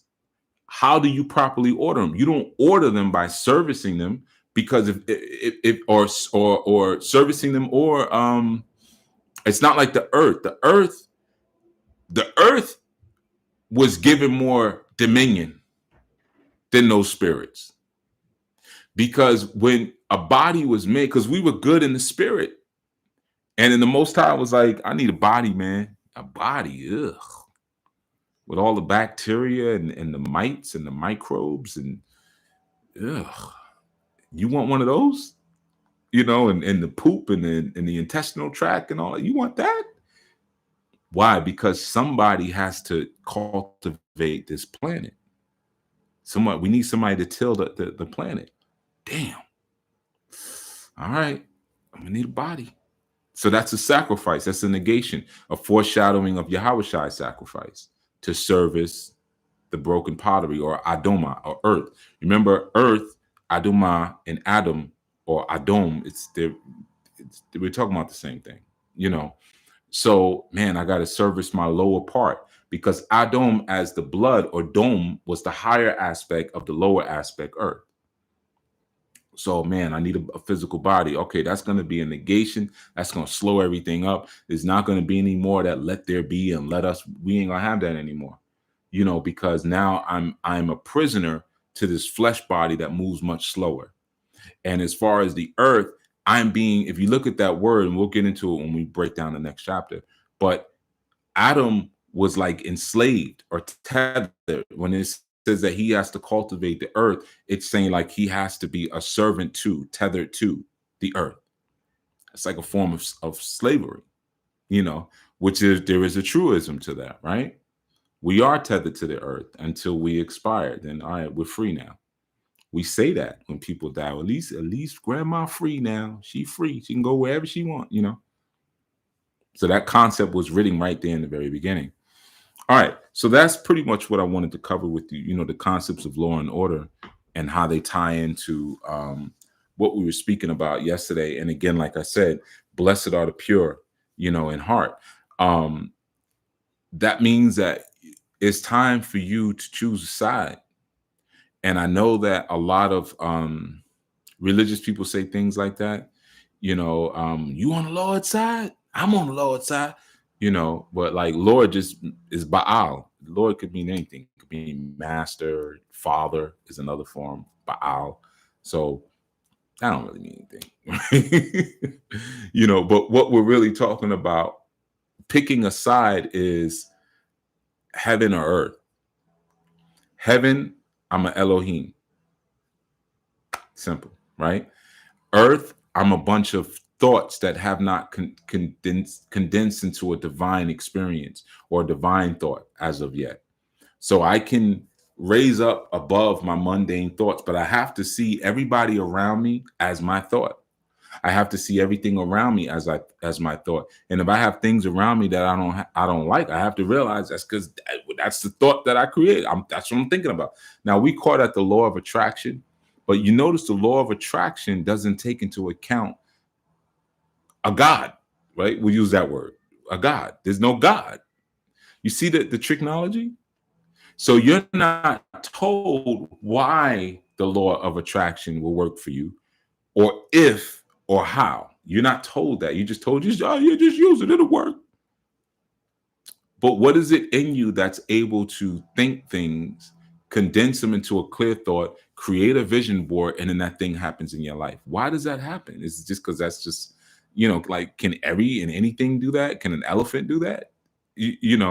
Or is it because that's how you came into being, by something's thought, and you are that something that thought it thought a new or a different version of itself into being, and that potential still exists inside of you because the ruach was put into you, the breath, the spirit. So that means the character and the capabilities of that thing before. So when we hear things like, blessed are the peacemakers, for they would be called the children of the Most High, what they're saying is that children of the Most High, if I'm the son or if I'm a daughter of the Most High, that means that I have what the Most High has. I'm rocking out the same way. I got the same stuff. So when Yahweh Shai said, oh, these miracles that I've done, you will do works and greater works than even this. Why? Because you made it the same thing. And I'm trying to be a peacemaker. And what is a peacemaker? I'm trying to inform you of your identity so you can start to get busy and stop playing around. So that's really what's being said. I'm going to go to the chat. Usually I don't do that for the insights. I normally just let y'all just talk in the chat, but I'll just do a little quick chat acknowledgement before I break out. All the niceties. I'm trying to skip past the nice peace. And peace to all of y'all. Said peace to me too, by the way. Right. That's saying that some say rules are meant to be broken. Yeah. Every time you hear something like that, look at who's saying it. That's the bottom line. When we lose sense of our history, then we lose sense of what has worked for us historically. Rules are going to be broken when a lot of times when you're evolving beyond something. But if you haven't mastered the rule yet, then there's nothing for you to be evolving beyond. Once you understand that the very nature of the Elohim is evolution, then if you just get in step with that, you're gonna get all that new stuff you're trying to get anyway and more. Because we may want to break a rule to do something a little slick or whatever, but like, can you go create a whole galaxy? So if I know, well, if I step into line with that, like I can go explore other guys. That's better to me than just breaking some simple rule, like, yeah, I'm gonna go have me some pork chop. I know we're not supposed to eat it, but it's all right. Like, that's, I'm not getting much from that except for parasites in my butt. All right. So once you plant knowledge and one becomes aware, one is held accountable, or root like the seeds of the tree, I think. Once you plant, yeah, one becomes acknowledgeable for, accountable, excuse me, for what's planted. Absolutely. Um, like how birthright is a blessing. Right. Depending on, again, where you fall within that birthright. See, the blessing of the birthright, Sister Deidre, you put that in there. That's similar to marriage, right? So what does that really mean, right? So let's say, like, this is why submission is important. When women say this power and submission, like when you listen to these like new age dummies, they always give you a dumb statement. Like, I've read certain books on this, like this certain, I'm not gonna mention their names, but they'll be like, well, submitting to a man is powerful because you got to learn how to use that submission, like basically to trick a man, make him think you're submitting, but you can coerce him into the things that you want anyway. Or submission is powerful because if you submit, the man will take care of you. No, dummy. Like, that's not the power of submission. The power of submission is that whomever I submit to, all of their resources are now open to me. That's what submission means, right? Coming under the plan. So because now I'm doing things, and that's why that scripture keeps talking about, for my name's sake, for my name's sake, for my name's sake, for my name's sake, you shall be called the children of the Most High, for my name's sake. What that means is I now have your name. So now that I have your name, I now can yield your power. I can do the things that you would have done in your stead because I'm now acting under your authority. Right. So when we look at the story of Abigail and David, she was able to say, boom, look, go. She was able to tell the servant, do this, go do that, go do that, do that, because I have the authority of my master who I've submitted to. So you got to do what I say anyway, because I have that namesake. You see, that's the power of submission. So if I submit to the Most High, I now have the resources of the Most High at my disposal. And the things that I can do, I can say, well, listen, man, my name is you, Yah. You already know what time it is, man. You hear the Yah. You already know it. Run it. Run it. You know what I'm saying? But no, I ain't gonna say that. But it's just like if you're getting married, and that's why the woman, this whole new age thing is just backwards. The woman takes your name because in taking your name and submitting now to being under your covering, she now has your stuff. She get married. She's like, all right, where's the keys to the Benz? And this, I heard there's a timeshare. There's a timeshare because I am now Mrs. Hassan I knew, and I want access to the timeshare. I want the Benz. I want this. I want the credit line at Whole Foods. And she has access to those things because she submitted to under that. So that's what that birthright represents, or like you said, Sister Deidre, it's the extension of things because you've now submitted to the. That's why, like, when when you look at a lot of the Greek tragedies, or even just the concept of like the Greek deities, is always all of this contention between the father and the son, because the son wants what the father has. And that's an important lesson for y'all, man, especially for you who run organizations or want to run organizations or want to be in leadership positions. When you're in a leadership position, people who come in, a lot of times they'll come in with dirty motives. And the first thing they'll aim at is the people who they think are close to you, stuff like that. Like for a person like me, like, well, who's his women? He never shows his women. Who's his women? Who's his children? Who's his best friend? They want to know all of that information because they want the authority. They always go after what the father has. They want the authority of the father. You see, so it tumbles into so many different directions, but that's what the birthright represents. It's like I have this right and I want it. I got the name. Now give me the blessing, extend it. You see what I'm saying? Because there's certain things that I can do with this name, or the fact that I'm submitted underneath this banner. There's certain authority that I now have, you know. 14 Key Zach says, making sure one is not extending a bridge they haven't walked across themselves. Paraphrasing, of course, replace that belief with faith. Yeah, absolutely. Absolutely. Faith, and Kashia says, follows right up. Faith is the bridge that we are willing to traverse. Belief is the bridge that we send others down, but are afraid that it may not hold our own weight. Yeah, I was spitting in that book, boy. Woo! Bars. Our bridges of faith incontestably are worth our trust. 14 keys. Brother Zach says, I always wondered why that was. I was okay, y'all just over here chit chat. They're getting it from the same oil well. I see that in interviews when one has written a book and the interviewer really didn't read the book, seeing through the BS. Yeah, you see that a lot. Especially, you see that a lot. Certain interviews, they be asking dumb questions. Get the years all messed up and everything. Would that be the first record of one sacrificing themselves in order to help others? I'm not sure which one you're talking about. I know I spoke about different kinds of sacrifices, but I would say, as far as in the Judaic scripture, of course, we know the book of Job is older in terms of writing, but let's just say if we're working from Genesis, the first the first record would be, let us make man in our image and in our likeness. But it's a constant sacrifice. Sacrifice is not only removing certain things out of your experience, but sacrifice is a process of focusing. Sacra, to make sacred, right? So to make sacred, I have to focus on a particular thing. So sacrifice is like stripping things away in order to get to the core essentials. So it would be, let me sacrifice all this meandering of thought. And the earth was good. It's like, I'm desolate, I'm without form, I'm formless, I'm a void, but I am what I am, right? And we're going to sacrifice that identity now to bring light, to bring some order, to bring some form. That's a sacrifice, right? For the ordinary dust of the earth to be pressed to make Adoma, male and female, that's a sacrifice of that earth, which could have been something else. That earth that made Adoma could have been earth that would have been used to grow a beautiful flower or a beautiful plant, but now it's used for these two, right? So that's a sacrifice.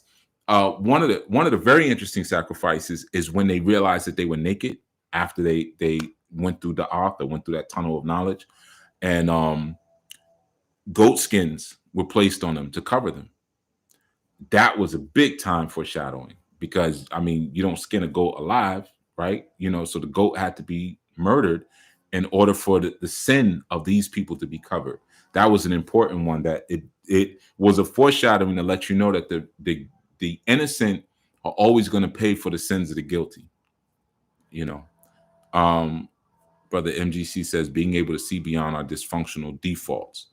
I think, you're talking about when I was speaking about thoughts, like having a sermon on the mount or speaking from a mountain. Whenever you see that in scripture, that's looking down at lower thoughts, because again, in Judaic custom, you don't stand over the people who you're talking. Even though you can probably go on YouTube right now, find a bunch of rabbis doing that, that's not the way you do it. You sit among the people, and you sit at one level, and you don't stand. You have to sit and you talk.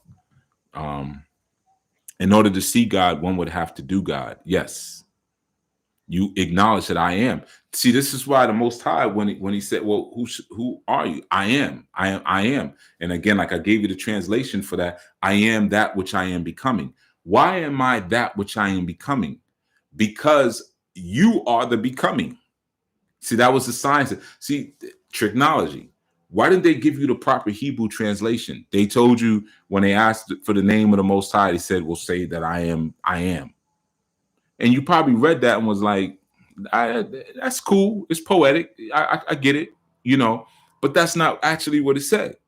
It said, I am that which I am becoming. Because if you would have known that that's what it said, you probably would have figured out, like, well, what do you mean becoming? What are you unfurling into? Well, let's go back in the book.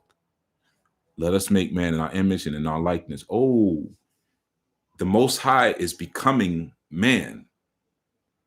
So when he says, "Who are you?" I am that which I am becoming.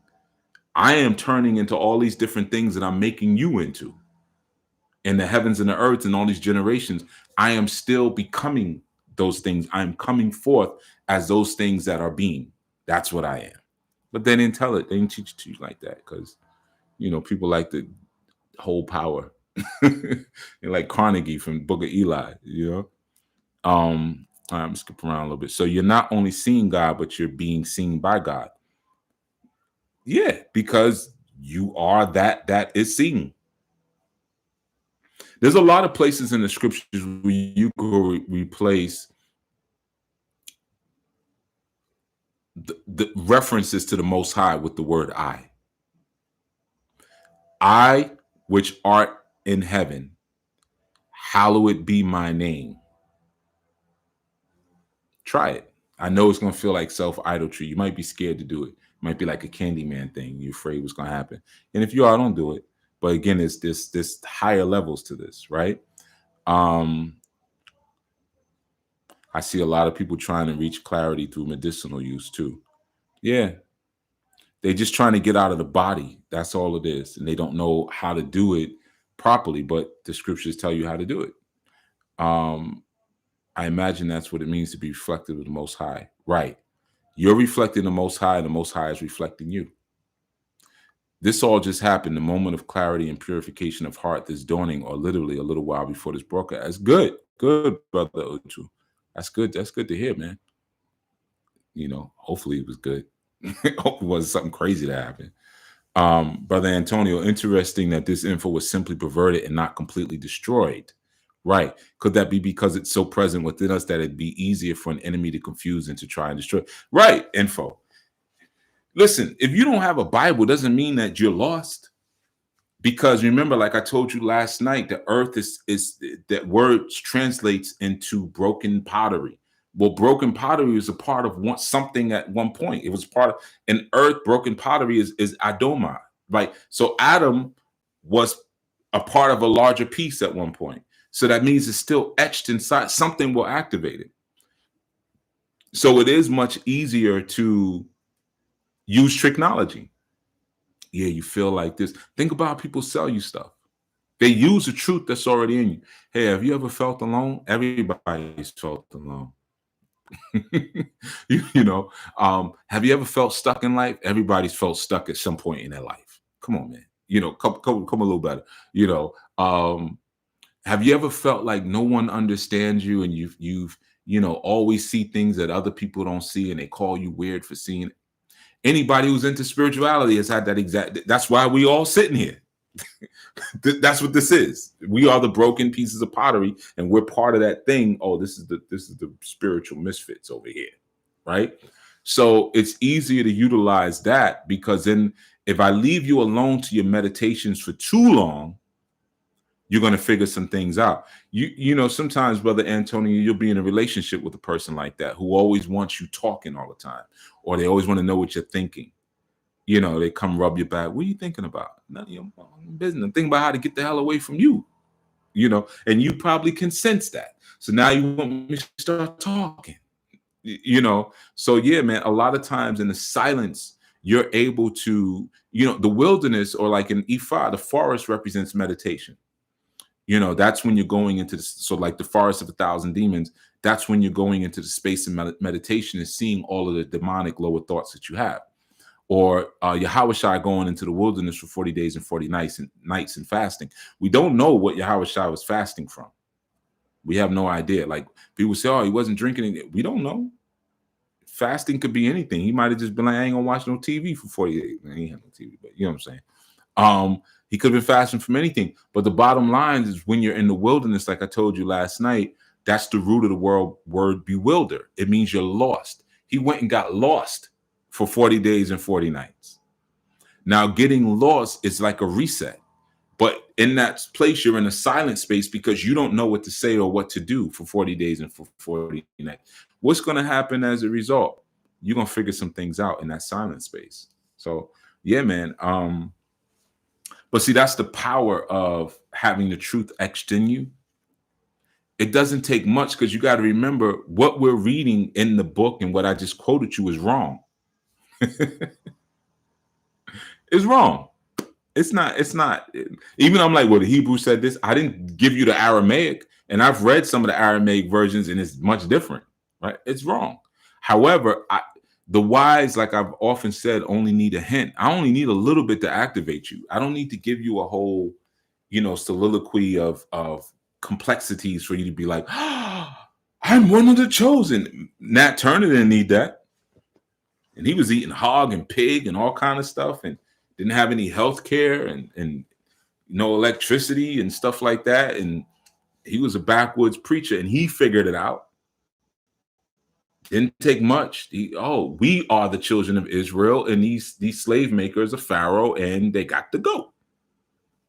He figured it out real quick. You see what I'm saying? So when it's really etched in you, you don't need a whole conscious community to keep selling you old, worthless information about, our DNA strands were once this, and we had 22 double helix, and when you line them up straight, it made a straight line, and at that point we were asexual. I've heard somebody say that before. Somebody that a lot of people love in the conscious community. It's like, that's worthless information, my man. Or this one is God because she can make babies on her own and produce her own sperm, and we'll tell her go do it. Why are you selling worthless information? You know what I mean? So you could get lost in the annals of that very cyclical kind of old dead information, or I could just give you one thing that sparks you. And part of what sparks is the spirit or the ruach, right? So what does that mean? That means if I'm functioning, me, Chief Yuya, if I'm functioning from a pure heart, I don't even have to do all those breakdowns. When I start speaking, you start feeling, ooh, something's different. Maybe he didn't even say much. Maybe he just said peace, everybody. But in that moment, I'm pulled into something because that frequency is hitting a frequency in me, and it doesn't really matter about the complexity of what's being said. I spoke for a whole hour just off of like what, 10 words or so. I didn't really go deep into anything. I don't really need to. We're not at that point in our dispensation. We're at the point where, like, let's identify those who are pure of heart, who are completely down for the cause, who have good character, and let's rock out. Let's go do what we need to do. Because all that we've been led astray by a bunch of worthless, silly information and silly people, you know. Some would ask, why does it seem that the wicked seem to prosper? Yeah, because people are using the scale, the wrong scales. That's why it seems like the wicked are prospering. Because the things that your lower thoughts want, you're seeing the wicked get, and you're like, well, why I can't get that? Who said you're supposed to have that? Who says that's what's dope? You know what I mean? Like, I thought it was so cool when Kanye West got all that acreage and got that ranch. I thought that was I'm like, he might be waking up to some things. Might be, outside of whatever else he might have. I don't care about none of that, But he got some land and he isolated himself on some land. Okay. I mean, he sold the ranch now, because again, when you're surrounded by wickedness, eventually your nature will succumb to it. You ain't gonna be able to maintain that for too long, you know. But that's the thing, man. We say, why does the wicked prosper? What are we using as the measuring stick for prosperity? Are they extended and prolonged? And we celebrate a lot of people. I mean, truth be told, offer the dumbest things. And even those who are functioning from a righteous perspective, we don't ask the important questions, because we're still looking at worldly accomplishments as the measuring stick. And I know it sounds messed up because of where people are placing their will and their heart, but we celebrate Chadwick Boseman. Why? For what? I like him. Like, just so you're clear, I like the stuff he did. I like the image he represented. He was a married man. So before you think I'm hating or anything like that, but let's just really get to it. Why? Did he lead people closer to the Creator? Did he ever speak about the creator? Did he speak about nationality? Did he speak about heritage, real heritage, not some made up stuff from the mind of Stan Lee? Like, you know what I'm saying? Why are we so hurt, man, Mister Nipsey Hussle? Why are we so hurt? Same. I would ask the same questions, the same exact questions. Why are we so hurt about that? Aaliyah, Tupac. What did they do to bring the nation of original people closer to the Most High? Did they do things that maybe even brought them further away from the Most High?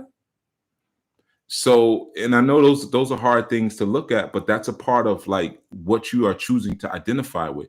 I look at some of these people and I'm like, oh, they did some cool things, whatever. But then Kobe Bryant, I'm also looking at like, but who were you spiritually? Because that's really what I care about. Who were you in relationship to the Creator?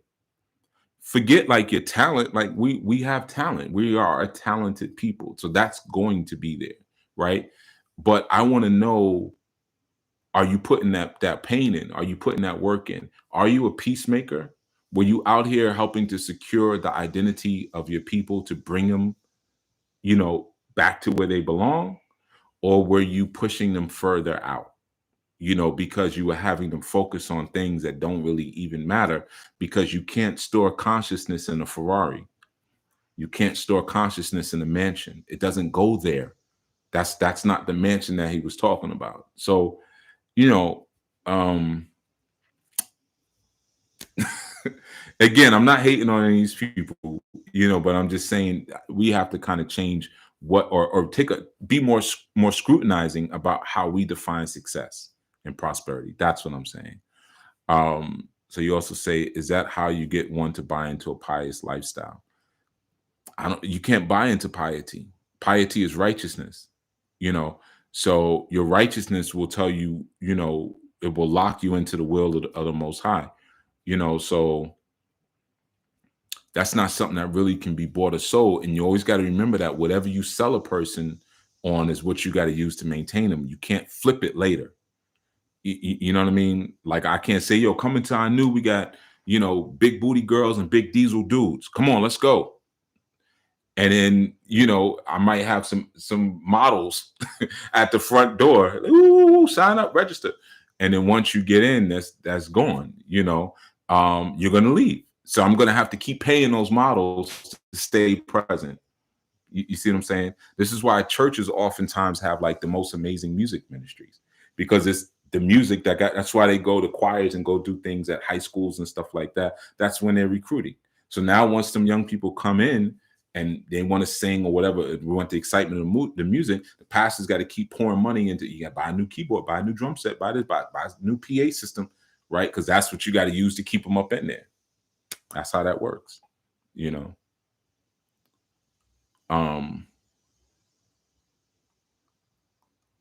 right. The idea of that spark reminds me of John 10:27 verse, my sheep hear my voice. That's exactly what it is. Yeah, that's exactly what it is. And we're going to get into the mental spark a little bit later. But that's what the let there be light is. That's a mental spark, very important concept of the mental spark. Like Method Man said, I spark and what he said, I spark and their brains get warm. I'm not a gentle man, I'm a method man, utmost respected. A spark and it brings it, well, something like that. But he's talking about the mental sparks, right? Master Killer said that in what was that, Winter Wars? Sparks of energy give off mind thought. Oh man, there's so much science in that, right? I love that line. But that's that light spark. Let there be light. Boom, spark, and that now becomes energy, and that energy now creates forms. So but yeah, my sheep hearing my voice is a key thing, because why do my sheep know my voice? Because we made it the same thing. That's why a mother knows its baby's crying among all the other noise that's happening. That's me crying. I'm hungry. I need to be changed. I need to be held. Wanting to be like the Joneses, not asking who are the Joneses. Ooh, whew. I think that was better than anything I said this whole time. Ooh, that needs to be printed on a T-shirt. Wanting to be like the Joneses, but not asking who are the Joneses. Right. What are you using as your standard of success, your standard of prosperity, your standard of God? Remember, he said, and that day will come when I will say, depart from me, ye workers of iniquity. I do not know you. These are the people who said, we did this in your name, we did that in your name. We did. Yeah, I ain't tell you to do that. I won a Grammy and I dedicated to you, Yahweh Shai. I said, first, let me thank my Lord and Savior, Jesus Christ. Dog, my name ain't Jesus and my last name ain't Christ. I don't know who you are. Get away from me. I'm Cardi B and I did this and yet. Nah, you just a hoe. Like, you just a hoe with money. No, you can't come over here. We just can go right, not a whore. We can go right through the list. You know what I'm saying? All these people saying they did this and this in the name of God and the name of, they didn't. You know what I'm saying? So what are we using as that yardstick to be able to say this is actually what the Most High intended? Well, we go back to law. Well, what was the original law that was put forth? Be fruitful and multiply. What does that mean when you're telling me to do that and I don't have a body? That means have a bunch of good thoughts. That's your fruitfulness. Thou shalt not kill. What does that mean? It means don't kill other Israelites, but it means don't kill your thoughts. Thou shalt not kill. Because what are these other people around? They're your thoughts. So be pure of heart so you can see the Elohim. What does that mean? If I have a pure heart, what's around me will be a reflection of the Most High. It will be a reflection of the Elohim, the highest wind. If I have pure thoughts, right? If I'm on, like, just like with Anu, I don't like people who come in and they 1 foot in, 1 foot out. You notice they always end up, those of you who are new in the chat, you notice they always end up getting either removed or they leave. Because I create such a hostile environment to that you don't feel comfortable. You know, like it's not going to work, you know. But either you here, you ain't here, right? So what happens if you are here?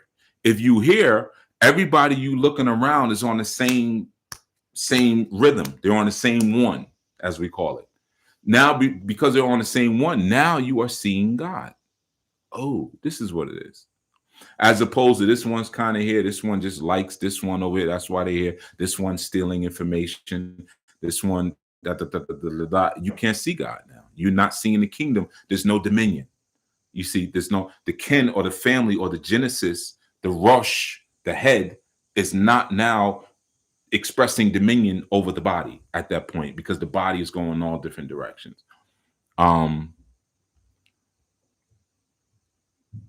I see that Sham the Joy says, I see that piety aspect being misinterpreted in many communities, i.e. Rasta. Yeah, man, a lot of people mess up what piety is.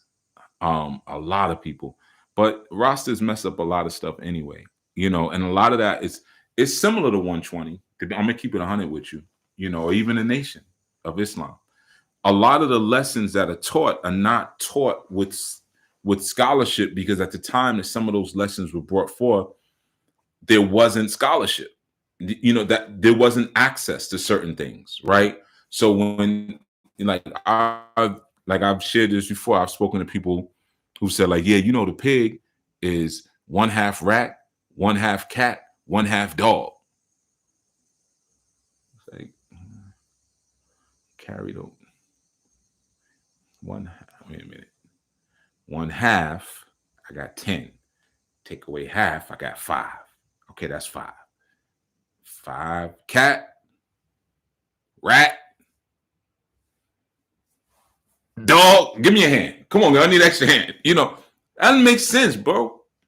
You know, because some of those lessons were written by people who didn't have an education. So you have to know you got to update the system. Some of that stuff comes from an old system that ain't really, that doesn't add up. I had a dude say that to me once.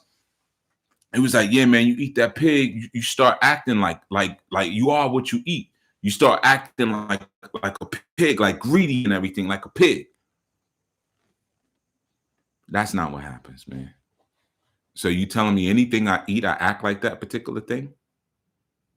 That I mean, I've seen a chicken are nasty. I've seen them eat feces out of another chicken's butt. Is that why, Trick Daddy got the whole eat the booty like groceries movement? Is it because he's eating too much fried chicken down there in Florida? Like, is that what it is? Really? You know what I mean? Like that doesn't make sense. I know people eat fish all the time, but they don't know how to swim. You know what I mean? Like you making up stuff. There's no scholarship behind what you're actually saying. But the new systems now that we have Newt or we have the net, now it allows us to really explore some real academics and apply the academia to what it is that we're learning. You know what I mean? So we really don't have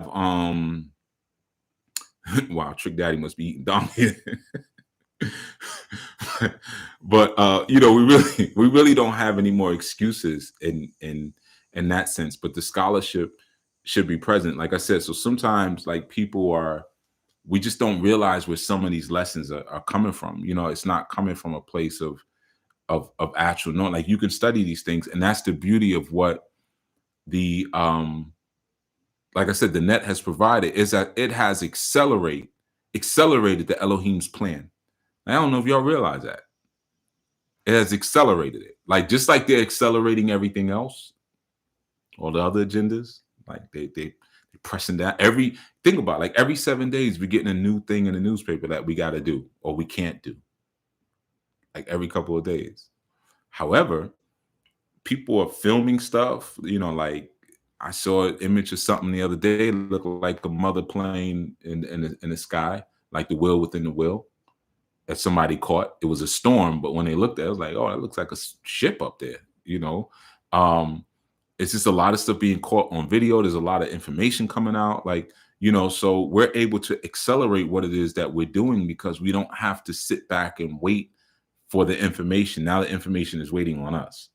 We don't have to. There's a time back in the days I would order a book, sometimes take a month or so before the joints show up. You used to have to order books out of certain stores because I wanted to support brother so-and-so's business or whatever. I could find it for you. He got to track down publishers and stuff.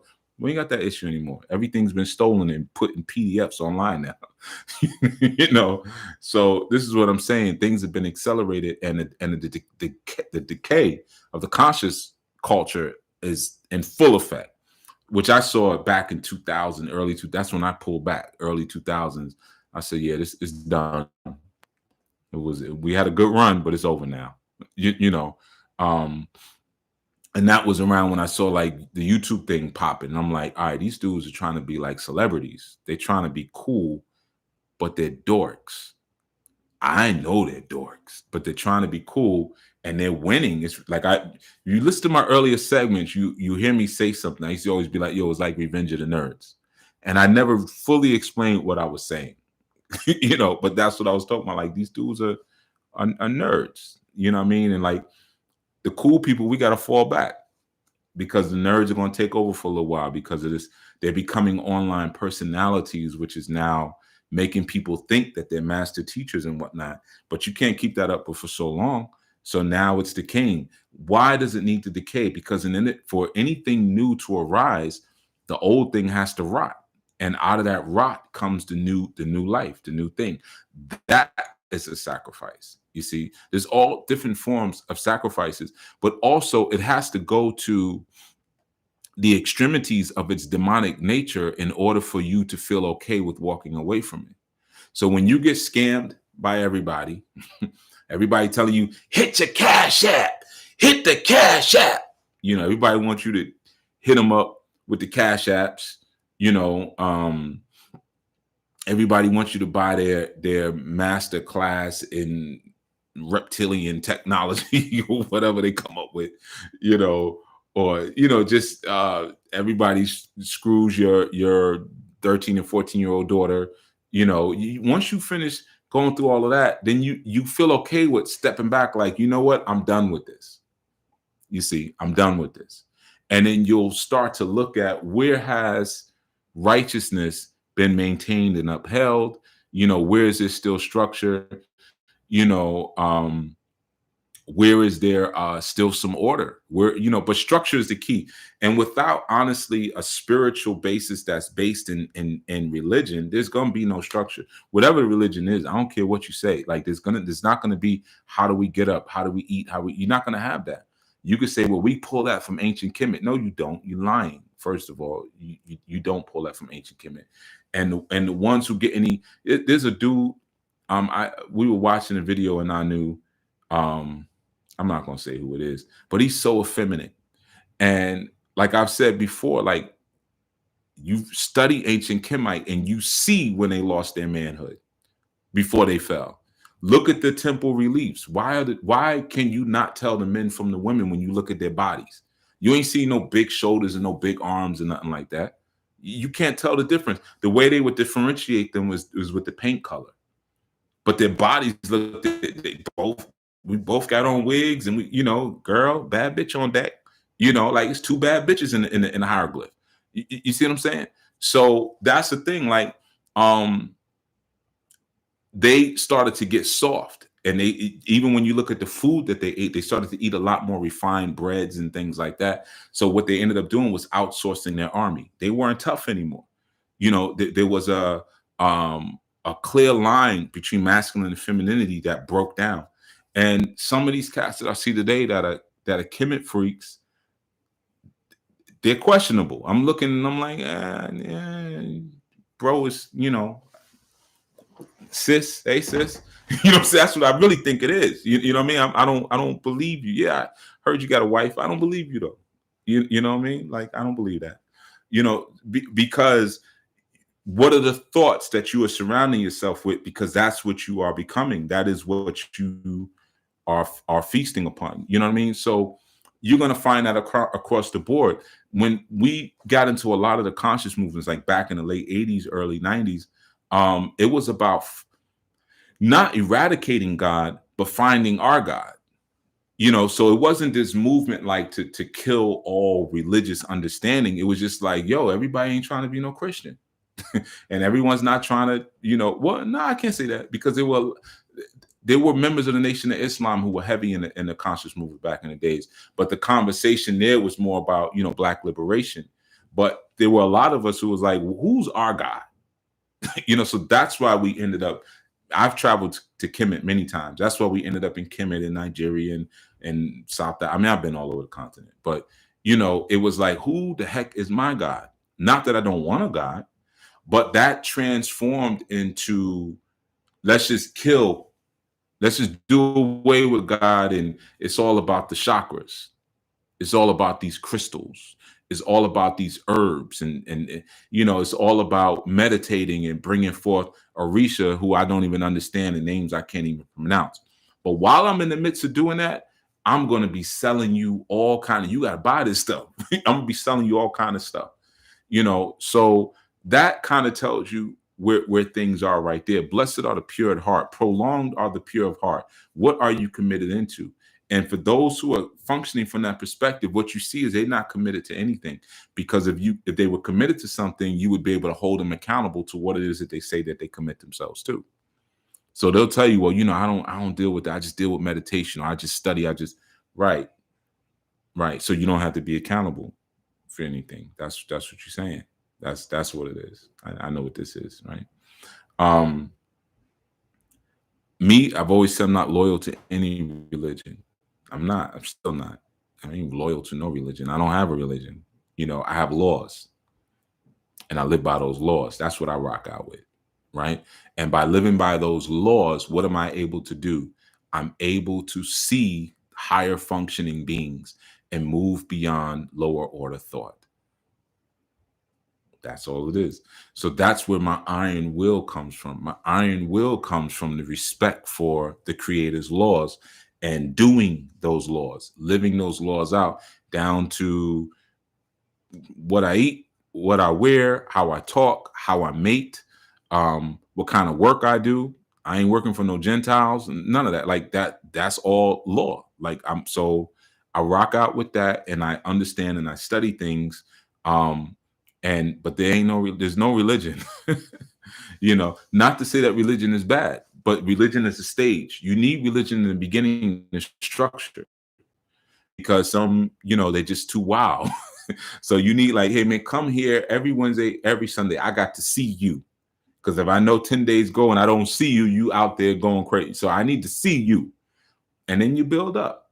And you get to the point where you're not the beast. You might be the creature. You see? And now that I'm the creature, I can arise up from being a creature, and now I can be the blood again, or Adom. I can be Adom again. Now that I'm Adom again, now the law applies to me and I get it. Man's law. Because before that, the only law that applied to me was beast law, because I was living as a beast. You see? All right. So I just wanted to share that. Just need a few more trash cans, sister. I don't know what y'all talking about, but I have a feeling it's something funny. But anyway, just was talking about this with a brother the other day. There are just some things where you shouldn't wait and see. By the time something plays out fully, it's too late. Yeah, we ain't in wait and see. That's done. We had that. That's not this dispensation. I'm so thankful to be a part of the dispensation, like, of knowledge accumulation. And I was, some of y'all, your age, like you're barely out of the 2000s. Like, I know that, like, some of y'all were born 2000, maybe 99, 95, whatever. I am so grateful that I came through the Piscean era into the Aquarian era. So I witnessed the era of belief, of religion, and what that was like. It was interesting. That's why old gospel music sounds better than new gospel music, because it was all about belief and feeling and pouring everything you had up into the heavens. That was cool. That was a time that needed to happen. And then in the Aquarian age, I know, like, okay, I know what's happening now. So now I have to be accountable for that knowledge. But I have Yahweh. Yahweh is the knowing, the intelligence, or Yah is the knowing and the intelligence. Hawa is the love. You see, so that's the binding me to, and that's the nation building. That's the nation building aspect. So you put those together, I got what I need. And you can pull both of those concepts from the Piscean and the Aquarian age. We are to look to the lights for signs, the lights in the firmament. We get signs. So there's nothing wrong with that, but you got to know how to look. All right, everyone. So I'm gonna head out, and they work and spring forth fruit, family, but often it does not. Actually erodes the idea even of family. I'm not sure what you're talking about, precious mother, or precious Stephanie. I'm sorry, you changed your name. I'm sure it's good though. Yeah, so whatever you said, thumbs up, whatever you're talking about, but I'm sure it's something good. All right. So yeah, everyone, enjoy your Sabbath. We're at the 2-hour mark, a little bit over. So that's about our time now. And I will be teaching again this Sabbath evening, which is this Friday coming. I don't remember the date, but whatever this Friday is coming. So, and that will be on this channel, our new Life Global Ministries. I'm not going to be back on the Chief UI channel again teaching. I'm going to be over here. I only went over there last night to tell y'all to come over here. All right. So if you want more of that Genesis breakdown style that I did, come over or stay here rather. And we'll be doing that again at the God Hour, which is 7 p.m. Eastern. We'll be going into the second chapter of Genesis to get in on some of that.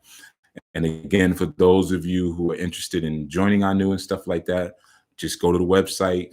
The join process is different now. We're not doing recruitment. We're not doing cohorts where 20 of y'all come in, 30 of y'all come in. We're doing sponsorship recruitment. You apply, and if that's accepted, then you'll have a sponsor, somebody who will bring you through the orientation process. If you're approved to come in, that's how we're doing it from here on out, so that people can be a little bit more, not only carefully vetted, but attended to in a much deeper and more kind of custom way, if you will. But it also puts accountability on the person who brings you through, right? Like, whose man's is this? Whose man's is this? You brought them up in. We need to be able to do that. All right, everyone. So please definitely enjoy the rest of your day. Enjoy your family. Enjoy your son wherever you are. If you got some nice sunlight, you can get out there and soak up a little bit. Or if you just want to sleep the day off and get ready for the work tomorrow. All right, everyone. Be well. Peace, peace, peace, peace, peace. Chief, you are out.